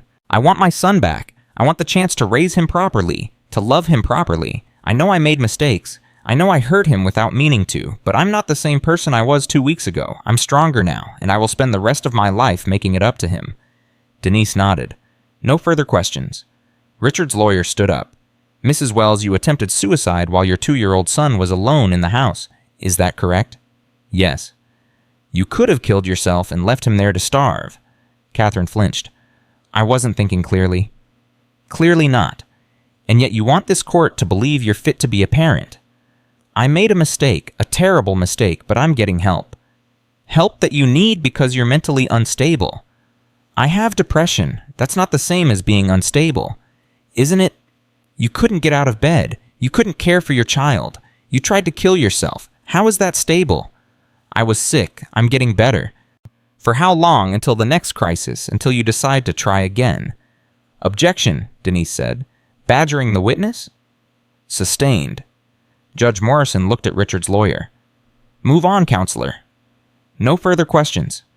Katherine stepped down from the stand. She was shaking. Maya took her hand and squeezed. You did great. Did I feel like I just told the whole world what a failure I am. You told the truth. That's not failure. That's courage. Judge Morrison looked at both sides. Is there any other evidence to present? Denise stood up. Yes, Your Honor. We'd like to call one more witness, someone who can speak to Mr. Wells's character. Richard's lawyer frowned. We weren't informed of any additional witnesses. This witness just came forward this morning, Your Honor. She has critical information. Judge Morrison considered. I'll allow it, but this better be relevant, Ms. Washington. It is, Your Honor. The courtroom doors opened. A woman walked in. She was tall, blonde, beautiful, and Maya recognized her immediately from the description. Sophia. Richard's face went gray.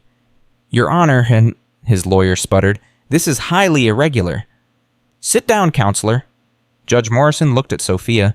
State your name for the record. Sophia Chen? And your relationship to Mr. Wells? Sophia looked at Richard. I was his mistress for 18 months. The courtroom erupted. Richard jumped to his feet. This is a setup, she's lying. Mr. Wells, sit down or I'll have you removed. Judge Morrison banged her gavel. Order. Order in this court.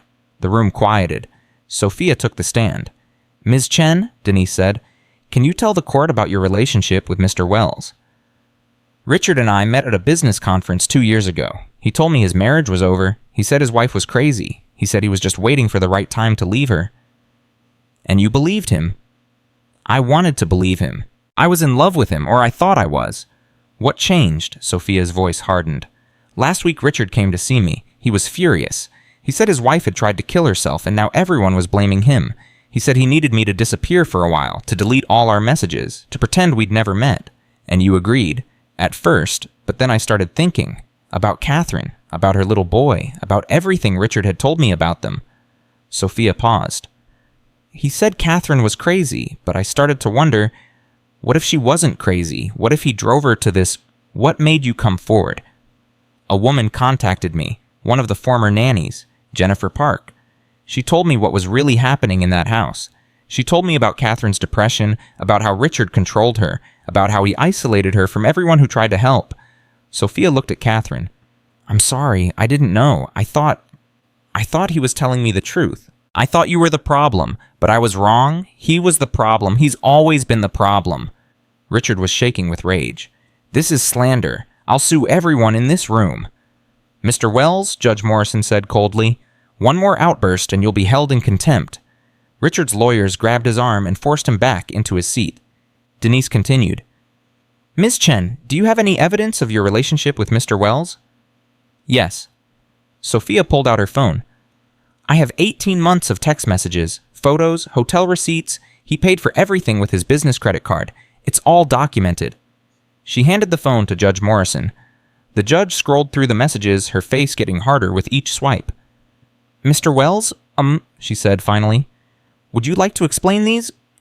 Richard said nothing. His lawyers huddled together, whispering frantically. I thought not. Judge Morrison set the phone aside. I've seen enough. I'm ready to make my ruling. Maya's heart stopped. This was it. Everything they'd fought for came down to this moment. Judge Morrison looked at Richard. Mr. Wells, I have heard testimony from 3 former employees who describe you as absent controlling and cruel. I have evidence of an 18-month affair that you conducted while your wife struggled with postpartum depression, and I've watched you sit in this courtroom and lie to my face. Richard opened his mouth. Don't. Judge Morrison held up her hand. I'm not finished. She turned to Katherine. Mrs. Wells, you made a terrible mistake. You attempted to take your own life while your child was in the house. That cannot be overlooked. Katherine's face fell. However, Judge Morrison paused. I also see a woman who was failed by everyone around her. Failed by her husband. Failed by the medical system. Failed by a society that expects mothers to be perfect and then abandons them when they're not. She looked at Maya. And I see a woman who walked into that house as a housekeeper and became something more. A woman who saw a family drowning and jumped in to save them. A woman who had no obligation to help but did anyway. Maya's eyes filled with tears. Here is my ruling. Temporary custody of Ethan Wells is hereby granted to Katherine Wells. Mr. Wells is ordered to have no contact with the child except through supervised visitation. Katherine let out a sob. Furthermore, I am ordering a full investigation into Mr. Wells's finances and business practices. If any additional wrongdoing is discovered, there will be consequences. Richard's face was purple with rage. You can't do this. I just did. Judge Morrison banged her gavel. This hearing is adjourned. Maya grabbed Katherine's hands. You did it. You got him back. Katherine was crying too hard to speak. She just held on to Maya like she'd never let go. Outside the courtroom, Richard was waiting. His lawyers were gone. His face was twisted with hatred. This isn't over, he said. Maya stepped between him and Katherine. Yes, it is. You think you've won? You think that ruling means anything I'll appeal. I'll drag this out for years. I'll make sure she never has a moment's peace. You can try, Maya's voice was steady, but we're not afraid of you anymore. You should be. No, sir. You should be afraid of us, because now the whole world knows what you really are. A liar, a cheater, a man who abused his wife and abandoned his son. Good luck finding anyone who believes you now. Richard's face went red. For a moment, Maya thought he might hit her, but then his shoulders sagged. This isn't over, he said again, but his voice had lost its power. He turned and walked away. Maya watched him go. Then she turned to Katherine. Let's go get your son. The drive to the Wells mansion felt different this time. Katherine was in the passenger seat, her hands clasped tightly in her lap. What if he doesn't remember me? She asked. He remembers you. What if he's scared of me? Then we'll help him not be scared. What if I mess up again? Maya reached over and took her hand. You'll mess up. Everyone does. But messing up isn't the same as failing. Failing is giving up, and you're not going to give up. Not anymore. Katherine nodded slowly. Not anymore. They pulled up to the gate. It was open. Richard's security team was gone. The house looked empty. Katherine's hands were shaking as she walked to the front door. She pushed it open. Ethan. No answer. Ethan, baby, it's Mama. A sound from upstairs. Small footsteps. Then a little voice. Mama. Ethan appeared at the top of the stairs. He looked tired. His clothes were dirty. His face was tear-stained. But when he saw Katherine, his whole face lit up. Mama. He ran down the stairs so fast Maya was afraid he'd fall.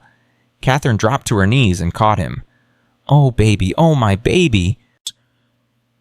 Ethan wrapped his arms around her neck and held on tight. Mama home. Yes, sweetheart, Mama's home. Mama's not going anywhere ever again. Ethan looked up and saw Maya. Shh. He reached for her with one arm while still holding Katherine with the other. Maya knelt down and joined the embrace. The three of them stayed like that for a long time, crying, holding each other, finally together. That night, Maya helped Katherine put Ethan to bed. He didn't want to let go of either of them. Stay, he asked. Mama stay, Shah stay. We're staying, baby, Katherine said. We're right here. She read him a story, then another, then another. By the third story, he was asleep. Katherine stood over his crib, watching him breathe. I'm going to do better, she whispered. I promise. I'm going to be the mother you deserve. Maya touched her shoulder. You already are. They walked downstairs together. Katherine stopped at the bottom of the stairs. Maya, I need to ask you something. Anything. Will you stay not as a housekeeper, as, I don't know, family maybe? Maya's eyes filled with tears. Ma'am? You saved my life. You saved my son. You fought for us when no one else would. Katherine took her hands. I know I can't pay you enough to make up for what you've done, but I can offer you a home. A real home, with people who love you. Maya was quiet for a long moment.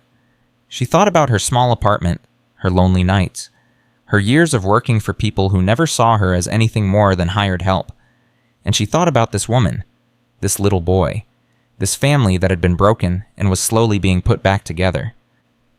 Yes, Strum, she said. I'll stay. Katherine hugged her tight. Thank you, thank you. And for the first time in a very long time, Maya felt like she was exactly where she belonged. The first week after the hearing was the hardest. Katherine couldn't sleep. Every noise made her jump. Every car that drove past the house made her freeze. "He's going to come back, Twunk," she said on the third night. "I know he is." Maya was sitting with her in the kitchen. It was 2 a.m. Neither of them could rest. "Let him try," Maya said. "We have a restraining order." "A piece of paper won't stop him." "No, but we will." Katherine looked at her. "How do you do it?" "Do what?" "Stay so calm, after everything that's happened, after everything he's done." Maya thought about it for a moment. "I've been scared before, ma'am, many times. When my babies died, when my husband left, when I didn't know how I was going to pay rent or buy food." She paused. "But I learned something. Fear doesn't go away when you run from it. It goes away when you face it." "What if I'm not strong enough to face it?" "You already are. You faced that courtroom. You told your story in front of strangers. You let the whole world see your pain." Maya reached across the table and took her hand. "That took more strength than most people have in their whole lives." Katherine's eyes filled with tears. "I couldn't have done it without you."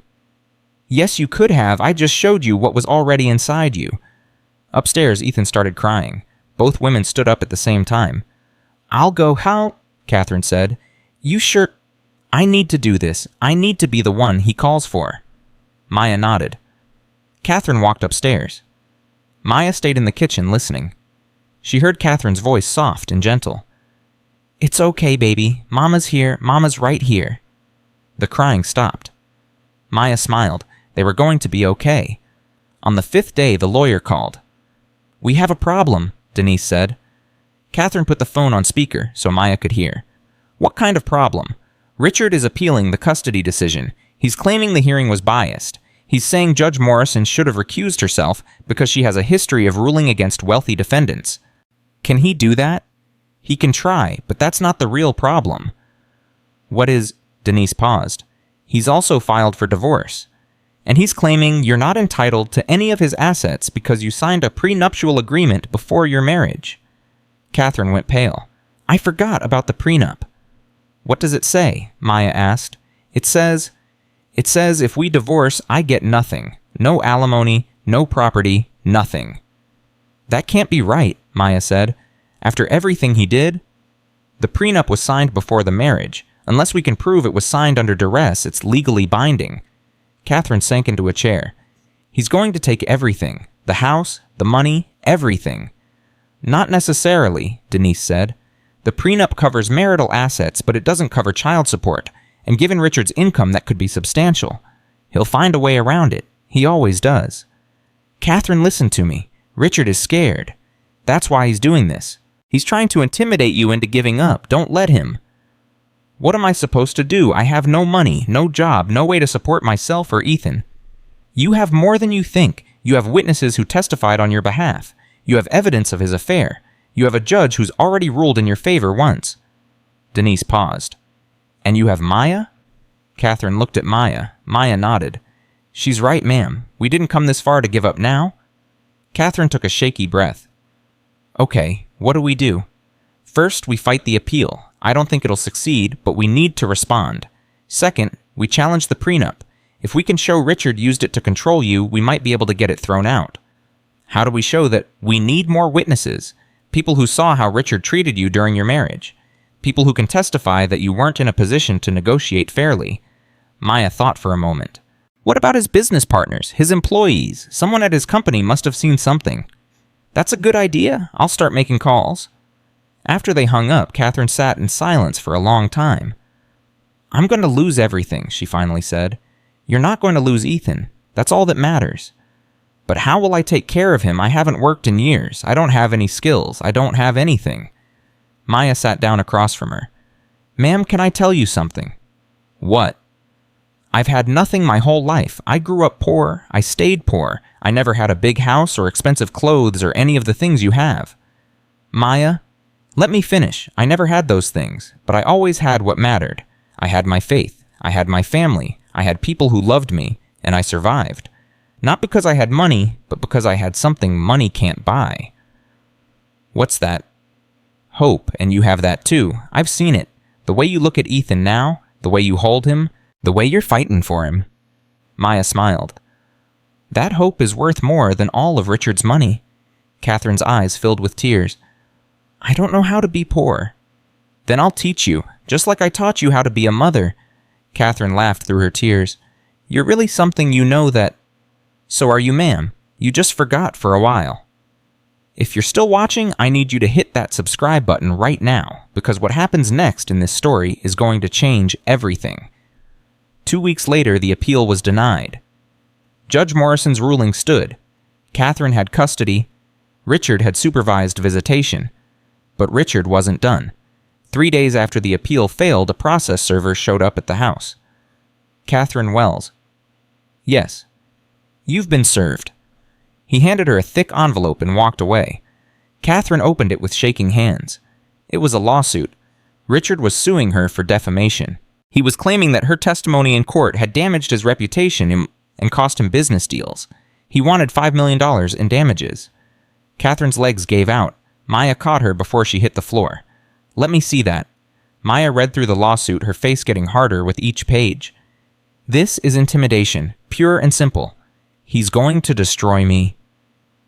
No, he's not. This lawsuit is nonsense. He can't sue you for testifying truthfully in court. But the legal fees alone, I can't afford to fight this. Then we'll find a way. The phone rang. Katherine answered. Hello. Katherine, it's Denise. I just heard about the lawsuit. What do I do? Nothing yet. This is a slap suit, a strategic lawsuit against public participation. It's designed to silence you, not to actually win in court. Can he do that? He can file it, but California has strong anti-slap laws. We can get this thrown out and make him pay our legal fees. How long will that take? A few months, maybe longer. Months? Katherine's voice rose. I can't live like this for months. Every time I think it's over, he comes up with something new. I know it's hard, but you have to stay strong. I'm trying. Try harder, because Richard is counting on you to break. Don't give him the satisfaction. After the call, Katherine sat in the living room staring at nothing. Maya made her tea, put a blanket around her shoulders, sat with her in silence. Ethan came downstairs, rubbing his eyes. Mama's sad. Katherine looked at her son. For a moment, her face crumpled. Then she straightened up. No, baby, Mama's okay. Mama cry. Sometimes mamas cry, but that doesn't mean they're not strong. She pulled him into her lap. Mama's very strong, and so are you. Ethan touched her face. Love Mama. Katherine held him tight. I love you too, baby, more than anything in the world. Over Ethan's head, she met Maya's eyes. Something had changed. The fear was still there. But something else was there too. Determination. The next month was a blur of legal battles and sleepless nights. Denise filed the anti-slap motion. Richard's lawyers filed counter motions. The case went back and forth, each side fighting for every inch. Meanwhile, the divorce proceedings dragged on. Richard refused to negotiate. He wanted everything: the house, the investments, the retirement accounts. He offered Katherine nothing except child support, and even that he tried to minimize. He's claiming his income is only $200,000 a year, Denise said during one of their meetings. That's a lie. He makes millions. I know, but he's hidden most of it in shell companies and offshore accounts. Proving his real income is going to be difficult. So he wins after everything. Not necessarily. I've hired a forensic accountant. She's going through his finances with a fine-tooth comb. If there's money hidden somewhere, she'll find it. Katherine nodded, but Maya could see the hope draining from her eyes. Every day was a battle. Every victory was followed by a new attack. But through it all, one thing kept getting better. Ethan. The little boy was transforming. He laughed more, cried less, started eating normal meals instead of endless snacks. He was losing weight. Slowly, safely. His doctor was amazed. Whatever you're doing, Dr. Patterson said during a checkup, keep doing it. This is remarkable progress. We're just loving him, Katherine said. That's all. Well, keep loving him. He's becoming a healthy little boy. That night, Katherine and Maya celebrated with ice cream. Real ice cream. A small bowl each. Shared with Ethan, who got it all over his face and laughed.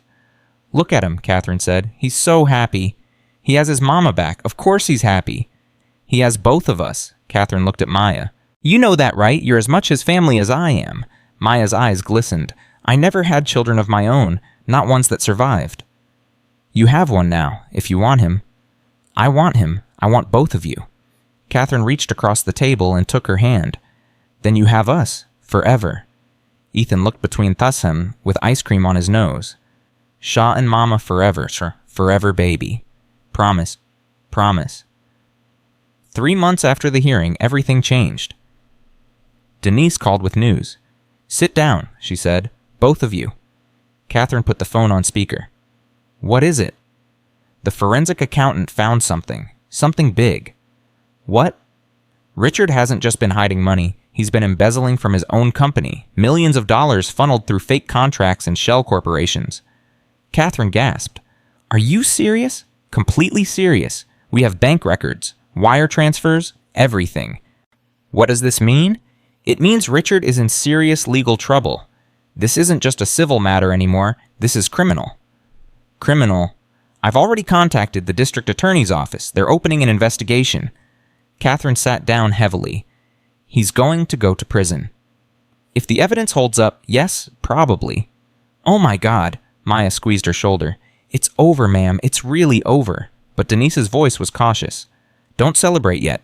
Richard doesn't know we found this. When he finds out, he's going to react. And based on everything we've seen, that reaction could be dangerous. What do you mean, dangerous? I mean, you need to be careful. Both of you. Don't go anywhere alone. Keep your doors locked. If you see anything suspicious, call the police immediately. You're scaring me. Good. You should be scared. Richard Wells has lost everything. His marriage, his reputation, his business, soon his freedom. Men like that don't go quietly. Katherine looked at Maya. Maya nodded. We'll be careful. Good. I'll call you as soon as I know more. That night, neither of them slept. They took turns watching the doors and windows, checking on Ethan every hour, jumping at every sound. At 3 a.m, Katherine couldn't take it anymore. I can't live like this, waiting for him to do something. We won't have to wait long. Once the investigation is public, he'll be too busy dealing with his own problems to worry about us. What if he doesn't wait that long? What if he comes here tonight? Then we deal with it, together. How are you so calm? Maya smiled sadly. I'm not calm. I'm terrified. But I learned a long time ago that fear doesn't help anything. It just makes you weak when you need to be strong. I wish I could be like you. You are like me. More than you know. Katherine leaned against her. What happens when this is all over? When Richard is gone and the lawsuits are settled and everything is quiet? Then we live. We raise that little boy. We build a life together. That sounds nice. It will be more than nice. It will be beautiful. The next few days were tense. Katherine and Maya barely left the house. They had groceries delivered. They kept the blinds closed. They watched and waited. On the 3rd day, the news broke.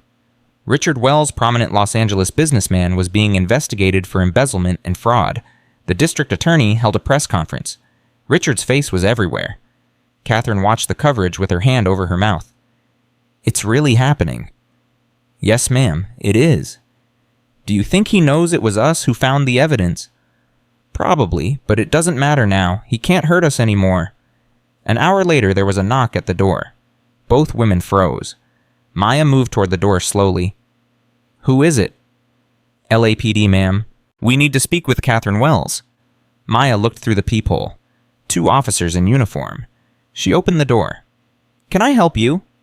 Ma'am, we're here to inform Mrs. Wells that Richard Wells was arrested this morning. He's being held without bail. Katherine appeared behind Maya. Arrested? Yes, ma'am, on charges of embezzlement, fraud, and money laundering. Given the severity of the charges, the judge denied bail. So he's in jail. Yes, ma'am. He won't be getting out anytime soon. Katherine's legs gave out. Maya caught her again. Thank you, officers. Thank you for letting us know. You're welcome, ma'am. You should be safe now. After they left, Katherine sat on the floor and cried. Not sad tears. Relief. Pure, overwhelming relief. It's over, she sobbed. It's really over. Maya sat beside her and held her. Yes, ma'am, it is. They stayed like that for a long time. Then Ethan came running in. Mama, okay? Katherine laughed through her tears. Mama's okay, baby. Mama's really, really okay. She pulled him into her arms. We're all going to be okay. If you've made it this far, drop a comment and tell me how you're feeling right now, because this story isn't over yet, and the best part is still coming. The months that followed were the happiest of Katherine's life. With Richard in jail, the divorce settlement was renegotiated. Katherine got the house. She got child support. She got a portion of the assets that weren't seized by the government. It wasn't everything, but it was enough. More importantly, she got peace. No more lawsuits, no more threats, no more living in fear. She started therapy, real therapy, twice a week with a therapist who specialized in trauma and abuse. I didn't even realize it was abuse, she said during one session. He never hit me. He just controlled everything, made me feel worthless, made me dependent on him. That's emotional abuse, her therapist said, and it can be just as damaging as physical abuse, sometimes more. I wish I'd seen it sooner. Don't blame yourself. Abusers are experts at hiding what they do. They make you think everything is your fault. That's how they maintain control. Katherine thought about all the years she'd spent believing she was broken. All the pills, all the tears, all the times Richard had told her she just needed to try harder. How do I move on? How do I trust anyone again? One day at a time, one relationship at a time. Start with the people who've already proven they're trustworthy. Katherine thought about Maya. I think I already have. Meanwhile, Ethan continued to thrive. He turned 3. They threw him a birthday party in the backyard. Just the 3 of them, plus Maria and a few other neighbors Maya had invited. No expensive entertainers, no designer decorations. Just cake and balloons and a little boy running around with a huge smile on his face. Happy, Maya asked him. Happy, he shouted. Best day ever. Katherine watched him play, tears in her eyes. He's so different from a year ago. He's loved now. That's the difference. I was so afraid I'd ruined him. All that food, all that neglect. Kids are resilient, ma'am, more than we give them credit for. So are adults. Katherine looked at Maya. So are you. So are you. Katherine smiled. I'm learning. 6 months after Richard's arrest, he was convicted. The trial was brutal. Evidence piled on evidence. Witness after witness testified about his business practices, his lies, his manipulation. Katherine wasn't called to testify. The criminal case was separate from their personal history, but she watched the coverage every day. When the verdict came back, Kikiniko came back guilty on all counts. She felt something she hadn't expected. Sadness. Why do I feel sorry for him? She asked Maya that night. After everything he did, because you're human, and because you loved him once. I'm not sure anymore. I think I loved the idea of him, the security, the status. That's still love, just a different kind. I wasted so many years. They weren't wasted. You have Ethan. You have yourself. You have a whole life ahead of you. Katherine was quiet for a moment. What about you? What about me? You've given everything to us. Your time, your energy, your life. Katherine paused. Don't you want something for yourself? Maya smiled. This is what I want, being here, with you and Ethan. This is more than I ever dreamed of having.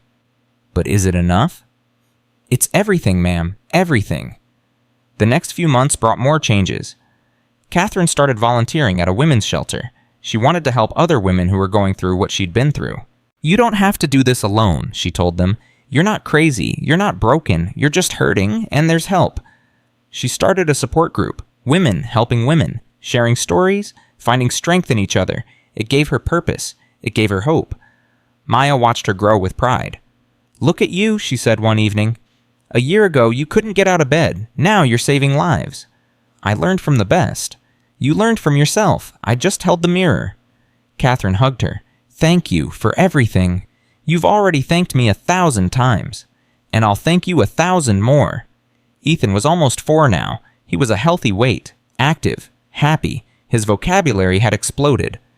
He was reading simple words, counting to 100, asking questions about everything. Why is the sky blue shot? Why do birds fly, mama? Why does ice cream melt? Katherine and Maya answered every question, no matter how silly. They nurtured his curiosity, encouraged his growth. He started preschool, made friends, came home every day with stories and artwork and infectious laughter. I made a picture, he announced one day, running through the door. Let me see. He held up a crayon drawing. 3 figures holding hands under a yellow sun. That's Mama, that's Shah, that's me. Katherine's eyes filled with tears. It's beautiful, baby. We're a family, right? Yes, sweetheart, we're a family. Forever. Forever. 1 year after the court hearing, Maya decided to do something she'd been thinking about for months. She made dinner that night, a special dinner. Ethan's favorites and Katherine's favorites all together. "What's the occasion?" Katherine asked. "Just wanted to celebrate." "Celebrate what?" 1 year, since everything changed. Katherine's eyes widened. "I hadn't even realized. A lot has happened since then. More than I ever imagined." They ate together, the three of them, laughing and talking like they always did. After Ethan went to bed, Maya sat Katherine down. "I need to talk to you about something." "That sounds serious." "It is." Maya paused. "I've been thinking about my life, about what I want, about what's left." "Maya, you're not sick, are you?" No, nothing like that." She smiled. "I just realized something. I'm 54 years old. I've spent my whole life taking care of other people's families, other people's houses, other people's children. And now I have a family of my own, for the first time, a real family." Katherine took her hand. "You've always been family to us." "I know, but I want to make it official." "What do you mean?" Maya took a breath. "I want to legally adopt Ethan. Not to take him from you, but to be his second mother. Officially, legally, forever." Katherine stared at her. For a moment she didn't speak. Then tears spilled down her face. "Yes? Yes, of course, yes." "You're sure?" "I've never been more sure of anything. You've been his mother since the day you walked into our lives. You deserve to have that recognized." Maya's own tears fell. I never dreamed I'd have a child of my own." "You have one now, and he loves you more than anything."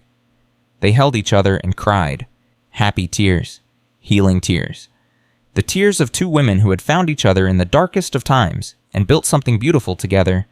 The adoption process took 6 months. There were home visits, interviews, mountains of paperwork. But Denise Washington handled everything, and finally, the day came. They stood before a judge again. But this time, it was different. This time, they were adding to their family, not fighting for it. The judge looked at Maya. "Ms. Johnson, do you understand the responsibilities of adoption? Do you promise to love, protect, and provide for this child as your own?" "I do, Your Honor. With all my heart." The judge looked at Katherine. "Mrs. Wells, do you consent to this adoption? Do you agree to share parental rights and responsibilities with Ms. Johnson?" "I do, Your Honor. There's no one I'd rather share them with." The judge looked at Ethan. "Young man, do you understand what's happening today?" Ethan nodded solemnly. "Shaw is going to be my other mama."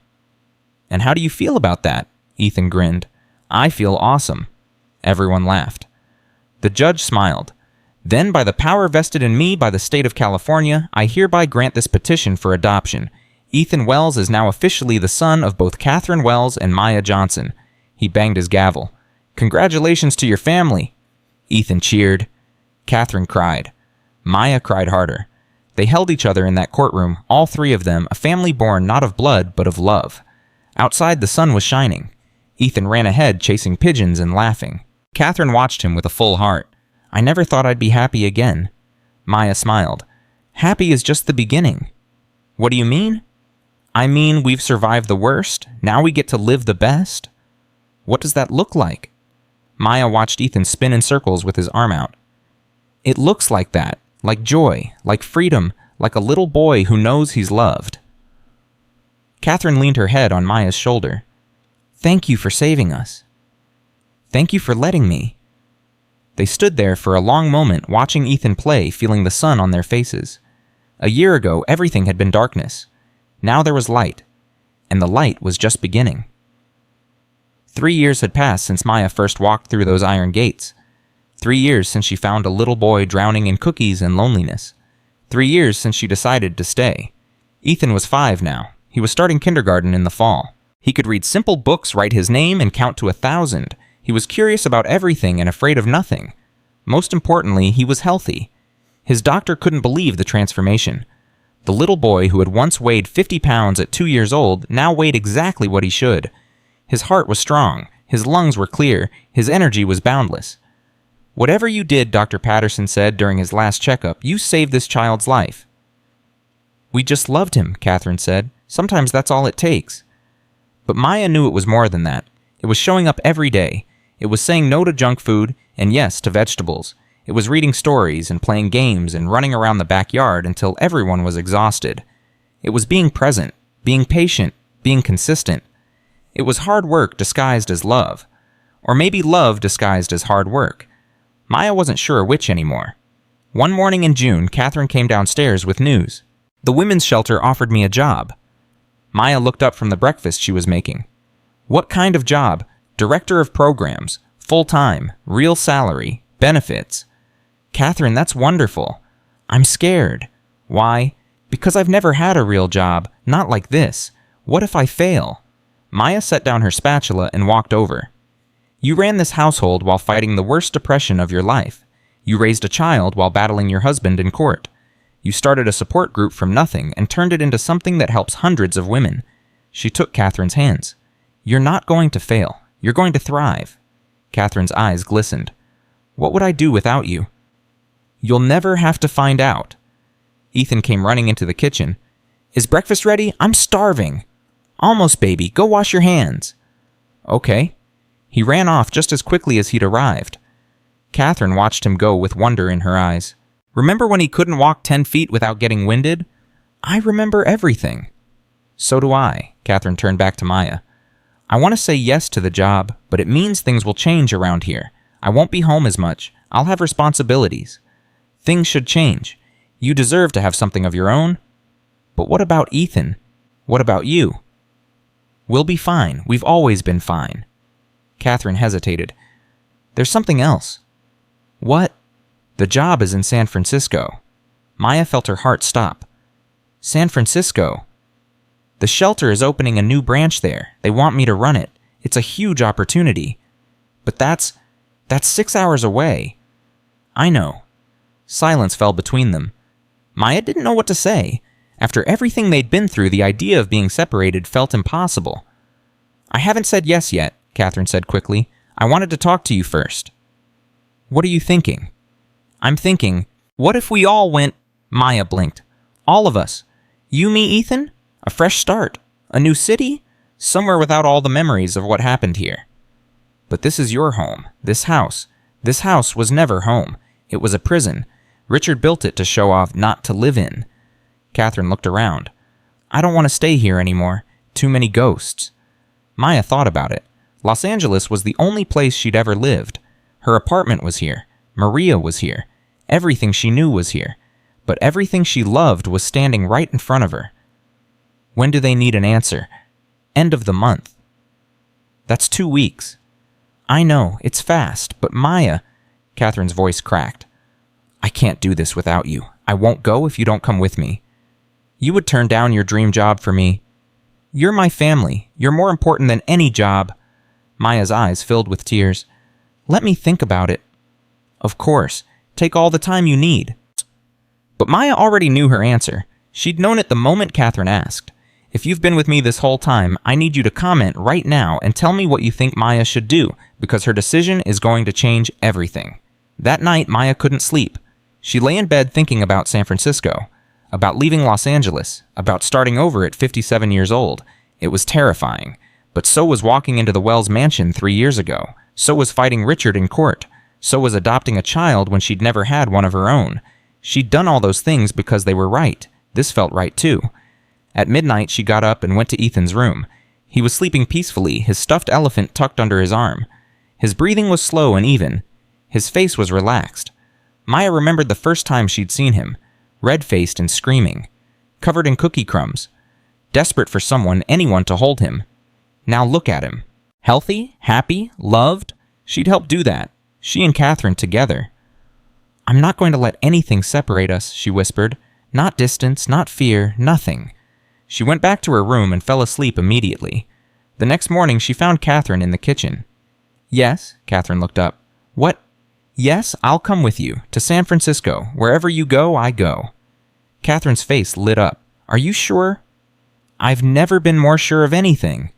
Katherine threw her arms around her. Thank you, thank you, thank you, thank you. You don't have to thank me. This is what family does.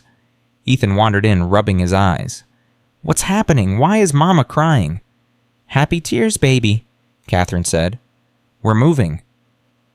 Moving where? San Francisco, it's a beautiful city with bridges and hills and the ocean.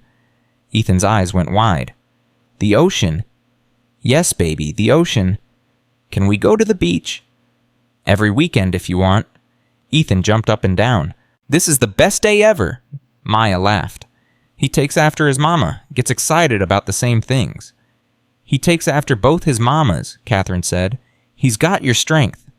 And your heart. They stood there together, the three of them, planning a future none of them could have imagined 3 years ago. The next 2 weeks were chaos. Selling the mansion, packing boxes, saying goodbye to everyone they'd come to know. Maria cried when Maya told her. I knew this day would come, she said. You've got a family now. You go where they go. I'm going to miss you so much. You better visit and call every week. I will, I promise. Take care of that little boy and that woman. They need you. I need them too. They hugged for a long time. Saying goodbye to the mansion was easier.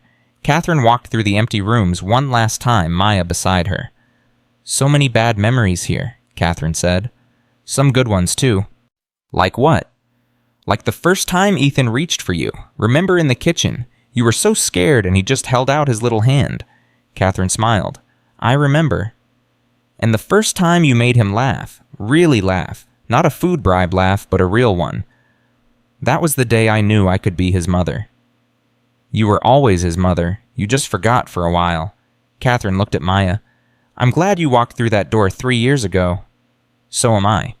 If you hadn't, I don't know where I'd be. Where Ethan would be. Don't think about that. Think about where we're going. San Francisco. A fresh start. A new life? They walked out of the mansion together and didn't look back.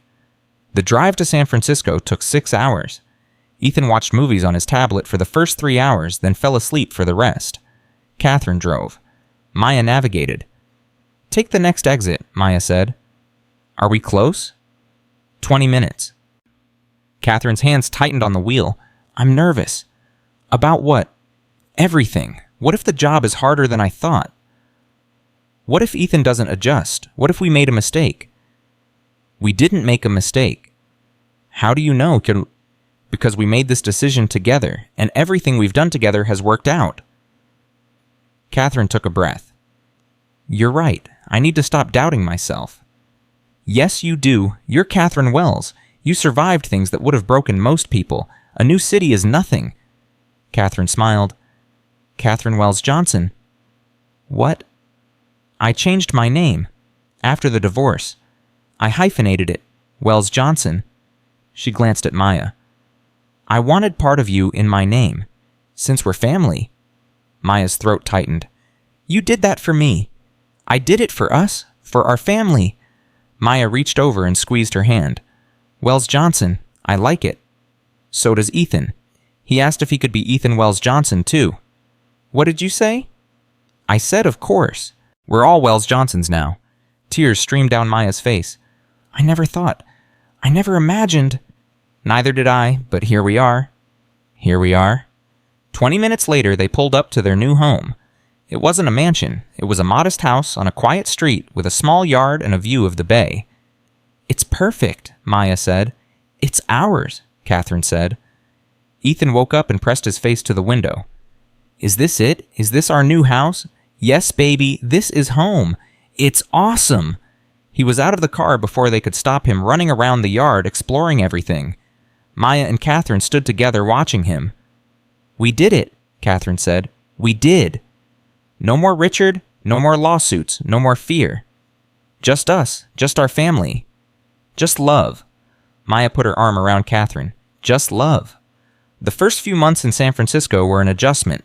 Ethan started kindergarten at a new school.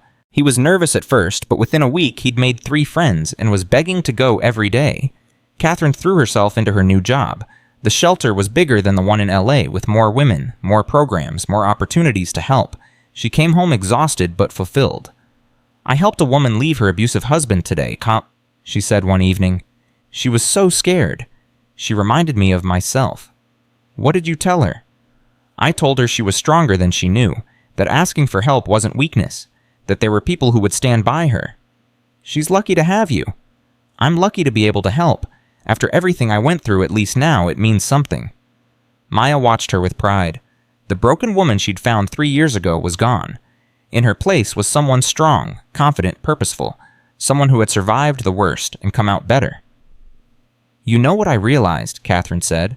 "What Richard thought he was destroying me. But everything he did just made me stronger. Every time he pushed me down, I learned how to get back up. Every time he told me I was worthless, I had to prove I wasn't. You proved it 1,000 times over, and I never could have done it without you. You keep saying that, because it's true. You saved me, Maya. You saved Ethan. You saved our whole family. You saved yourselves. I just showed you the way." Katherine shook her head. "Don't do that. Don't minimize what you did. You walked into our lives when everything was falling apart. You could have walked right back out. Anyone else would have. But you stayed. You fought. You never gave up. That's what family does. We weren't your family then. We were strangers. You were never strangers. From the moment I saw Ethan in that nursery, I knew. I knew you were mine. Both of you." Katherine's eyes filled with tears. "I don't know what I did to deserve you. You were you. That was enough." They held each other for a long time. Then Ethan came bursting in. Mama, guess what?" "What, baby?" "I got invited to a birthday party. Can I go, please?" Katherine laughed. "Yes, you can go. Yes, this is the best day ever." He ran off to call his friend. Maya smiled. Everything is the best day ever with him. That's because every day is better than the one before. "Is that how you feel?" Katherine nodded. "Every single day." A year passed, then 2, then 3. Ethan grew. He was 8 now, tall for his age, smart as a whip, kind to everyone he met. He played soccer on weekends. He got straight A's in school. He read books that were 2 grades above his level, and he never forgot where he came from. "Mama, he said one day, "tell me the story again." "What story?" "The story of how you and Shah found each other." Katherine looked at Maya. Maya smiled. "You want to tell it, or should I?" "Let's tell it together." So they did. They told him about the mansion, about the crying, about the food that was supposed to be love but wasn't. They told him about the court case, about standing up to his father, about fighting for what was right. They told him about the adoption, about becoming a family, about moving to San Francisco and starting over. Ethan listened to every word. When they finished, he was quiet for a moment. "So Shah isn't my real mama." "I'm your real mama," Maya said. "I'm just not the mama who gave birth to you." "What's the difference?" "The mama who gives birth to you carries you in her body. The mama who raises you carries you in her heart. So mama carries me in her body, and you carry me in your heart. We both carry you in our hearts, baby. That's what makes us family." Ethan thought about this. "I'm glad you found us, Shah." "Me too, baby. Me too. And I'm glad you didn't give up on Mama when she was sad." Katherine's breath caught. "You remember that?" "I remember you crying a lot, and I remember Shah making you smile." "She did. She still does." "Is that why you love her?" "That's one of the reasons." "What are the other reasons?" Katherine looked at Maya. "There are too many to count." Maya reached over and took her hand. "Same goes for me." Ethan grinned. "I have the best mamas in the whole world. And we have the best son." "Obviously." They all laughed. And for one perfect moment, everything was exactly as it should be. If this story has touched your heart, I need you to share it with someone who needs to hear it. Because stories like this remind us that it's never too late to change. Never too late to heal. Never too late to become the person you were always meant to be. When Ethan turned 10, they threw him a party. Not just any party, a big one. All his friends, all their neighbors. Maria flew up from Los Angeles. "Look at you," Maria said to Ethan. "So big, so handsome. Your mamas must be so proud. They tell me every day." "Good, you deserve it." Later, after the cake was cut and the presents were opened, Katherine stood up to speak. "I want to say something, to everyone." The room went quiet. 10 years ago, I was dying. Not physically, but inside. I had everything money could buy and nothing that mattered. My marriage was a lie, my son was suffering, and I couldn't see a way out. She paused. Then Maya walked into my life. She was supposed to clean my house. Instead, she saved my soul. Everyone looked at Maya. She taught me how to be a mother. She taught me how to fight. She taught me that love isn't something you feel, it's something you do, every day, even when it's hard. Especially when it's hard. Katherine's voice broke. I owe her everything. My son owes her everything, and I will spend the rest of my life trying to be worthy of the love she's given us." Maya was crying now. So was Katherine. So was half the room. "So happy birthday, Ethan," Katherine continued. "But also, thank you, Maya, for not walking away when everyone else did, for seeing something in us worth saving, for being the mother my son needed when I couldn't be." She raised her glass. "To Maya, the heart of our family." Everyone raised their glasses. "To Maya?" Maya stood up slowly. "I don't know what to say." "Say something anyway," Maria called out. Everyone laughed. Maya took a breath. "When I walked into that house 11 years ago, I was 53 years old. I had nothing, no children, no family, no reason to believe the second half of my life would be any different from the first." She looked at Katherine, at Ethan. "But then I met them, and everything changed. Not because they needed me, but because I needed them. I needed something to believe in, something to fight for, someone to love." Her voice steadied. "They gave me that. They gave me a family. They gave me a son. They gave me a purpose. And I will be grateful every single day for the rest of my life." She raised her own glass. "To Katherine, the strongest woman I've ever known, and to Ethan, the best thing that ever happened to either of us." To Katherine and Ethan. After the toast, Maya went outside to get some air. The bay was glittering in the evening light. The city was spread out below, beautiful and alive. Katherine found her there. Hey, that was some speech?" "So was yours." Katherine stood beside her, looking out at the water. "Can you believe it's been 11 years? Sometimes it feels like yesterday. Sometimes it feels like forever. Good forever or bad forever. The best forever." Katherine leaned her head on Maya's shoulder. "I used to think my life was over. I used to think the best parts were behind me. And now? Now I know they were just beginning. Everything that happened before, all the pain and the fear and the darkness, it was just the path that led me here. To this moment. To you." Maya put her arm around her. "I think about Miss Bernice sometimes." "The woman who saved you after your babies died?" "Yes, she made me promise to do for someone else what she did for me, to find someone drowning and pull them out." "You kept your promise." "I did, but it wasn't sacrifice. It was the greatest gift of my life." They stood together watching the sun set over the bay.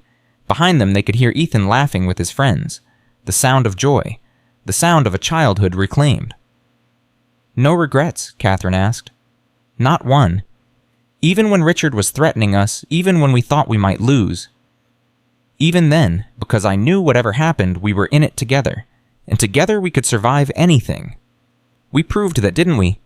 We're still proving it, every day." Katherine smiled. "Every day."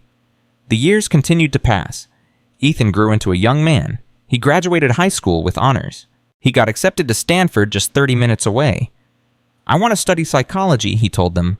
"I want to help kids like I was, kids who are hurting but don't know how to say it." "You'll be amazing," Katherine said. "The best," Maya added. "It's because of you, both of you. You showed me that change is possible, that people can heal, that love can fix things that seem unfixable." He hugged them both. "Thank you for not giving up on me. When I was little, when I was sick, when everyone else walked away." "We never even considered it," Maya said. "I know. That's what makes you my mamas." The night before he left for college, they had a family dinner. Just the three of them, like old times. "I'm scared," Ethan admitted. "Of what?" "Of being on my own. I've never been away from you, not really." "You're not going to be away from us," Katherine said. "You're going to be 30 minutes down the road. We'll see you every weekend if you want." "And we're always just a phone call away," Maya added. "I know, but still, it's different." Maya reached across the table and took his hand. "Ethan, listen to me. You are the strongest, kindest, most capable person I know. You've overcome more in your life than most people face in a lifetime. College is nothing compared to what you've already survived." "But what if I fail?" "Then you get back up and try again. That's what we taught you. That's what you are." Ethan squeezed her hand. "I love you, Shah." "I love you too, baby, more than words can say." "And I love you, Mom." "I love you too, sweetheart, forever and always." They finished dinner. They cleaned up together. They sat on the porch and looked at the stars. "Do you remember," Katherine said, "when he couldn't walk across a room without getting winded?" "I remember." Do you remember when he wouldn't eat anything but cookies and candy? I remember that too. Look at him now. They watched Ethan through the window. He was packing the last of his boxes, humming to himself, excited about the future. We did that, Katherine said. We did. Sometimes I still can't believe it. Believe it. He's proof that anything is possible. Katherine leaned back and sighed. I'm so grateful. For what?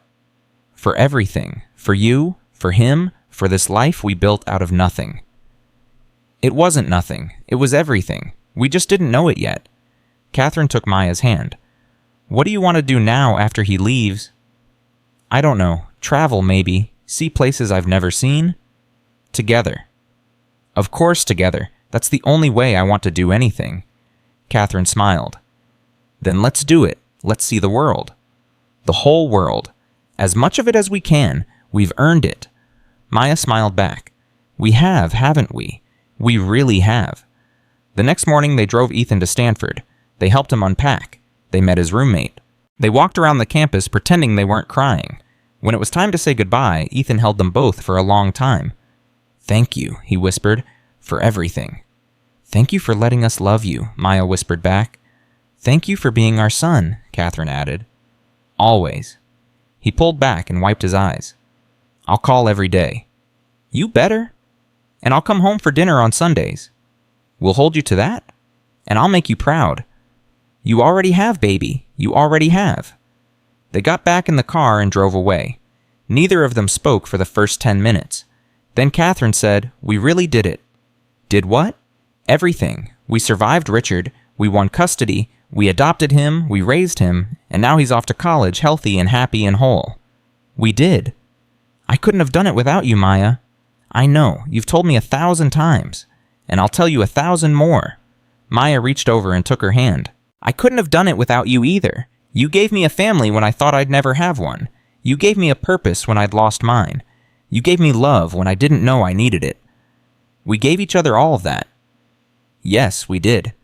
They drove in comfortable silence for a while. Then Katherine said, So, where do you want to go first? What do you mean? Our trip. Around the world. Where do we start? Maya thought about it. Paris. I've always wanted to see Paris. Then Paris it is. Really, just like that. Just like that. We've spent our whole lives taking care of other people. It's time we took care of ourselves. Maya smiled. Paris, with you. I can't imagine anything better. Neither can I. And so they went. They traveled to Paris, to Rome, to Tokyo, to Sydney, to every place they'd ever dreamed of seeing. They walked on beaches, climbed mountains, ate food they couldn't pronounce, made friends in every country. And through it all, they stayed together. Two women who had found each other in the darkest of times and built something beautiful. A family, a home, a life. 20 years after Maya first walked through those iron gates, she sat on a beach in Hawaii watching the sunset. Katherine was beside her. Ethan was coming to visit the next day, bringing his wife and their newborn daughter. We're grandmothers, Maya said. I know. Can you believe it? No, I really can't. Katherine laughed. Neither can I, but here we are. Here we are. They sat in comfortable silence, watching the sun sink below the horizon. Maya, yes. Do you ever think about what would have happened if you hadn't come that day, if you'd taken a different job, if you'd walked away when you saw how bad things were? Maya thought about it. Sometimes. And I thank God that I didn't, because walking into that house was the best decision I ever made. It gave me you. It gave me Ethan. It gave me everything that matters. Katherine's eyes glistened. I think about it too. About where I would be. If you hadn't found me, if you hadn't stayed. Don't think about that. I can't help it, because the answer is nowhere. I would be nowhere. Or worse. But you're not nowhere. You're here. With me. With a son who loves you. With a granddaughter who's going to love you too. Because of you. Because of us. Everything we have, we built together. Katherine leaned her head on Maya's shoulder. I love you. I love you too. Forever. Forever. The sun disappeared below the water. The stars came out. And two women who had saved each other sat together grateful for every moment, every struggle, every triumph that had brought them here. They had started with nothing. They had built everything. And they would spend the rest of their lives proving that love, real love, the kind that shows up and stays and fights, is the most powerful force in the universe. Because that's what Maya had learned in 73 years of living. That's what Katherine had discovered through all her pain. That's what they taught Ethan, who would teach his daughter, who would teach the world. Love isn't what you feel, love is what you do, every single day, even when it's hard, especially when it's hard. And if you do that, if you show up and stay and never give up, miracles happen. Families are built from broken pieces. Children are saved from impossible odds. Women who thought they had nothing discover they have everything. That's the story of Maya Johnson and Katherine Wells Johnson and Ethan Wells Johnson. That's the story of a family built by love. And it's proof, living proof, that it's never too late to start again. Never too late to find your people. Never too late to become who you were always meant to be. Because love doesn't give up. Love doesn't walk away. Love stays. Always. Forever. No matter what. And that more than anything else is what this story is about. Not tragedy, not survival, not even redemption. Just love. The kind that changes everything. The kind that saves lives. The kind that built a family out of strangers and turned pain into purpose and made the impossible possible. That kind of love. The only kind that matters. The end.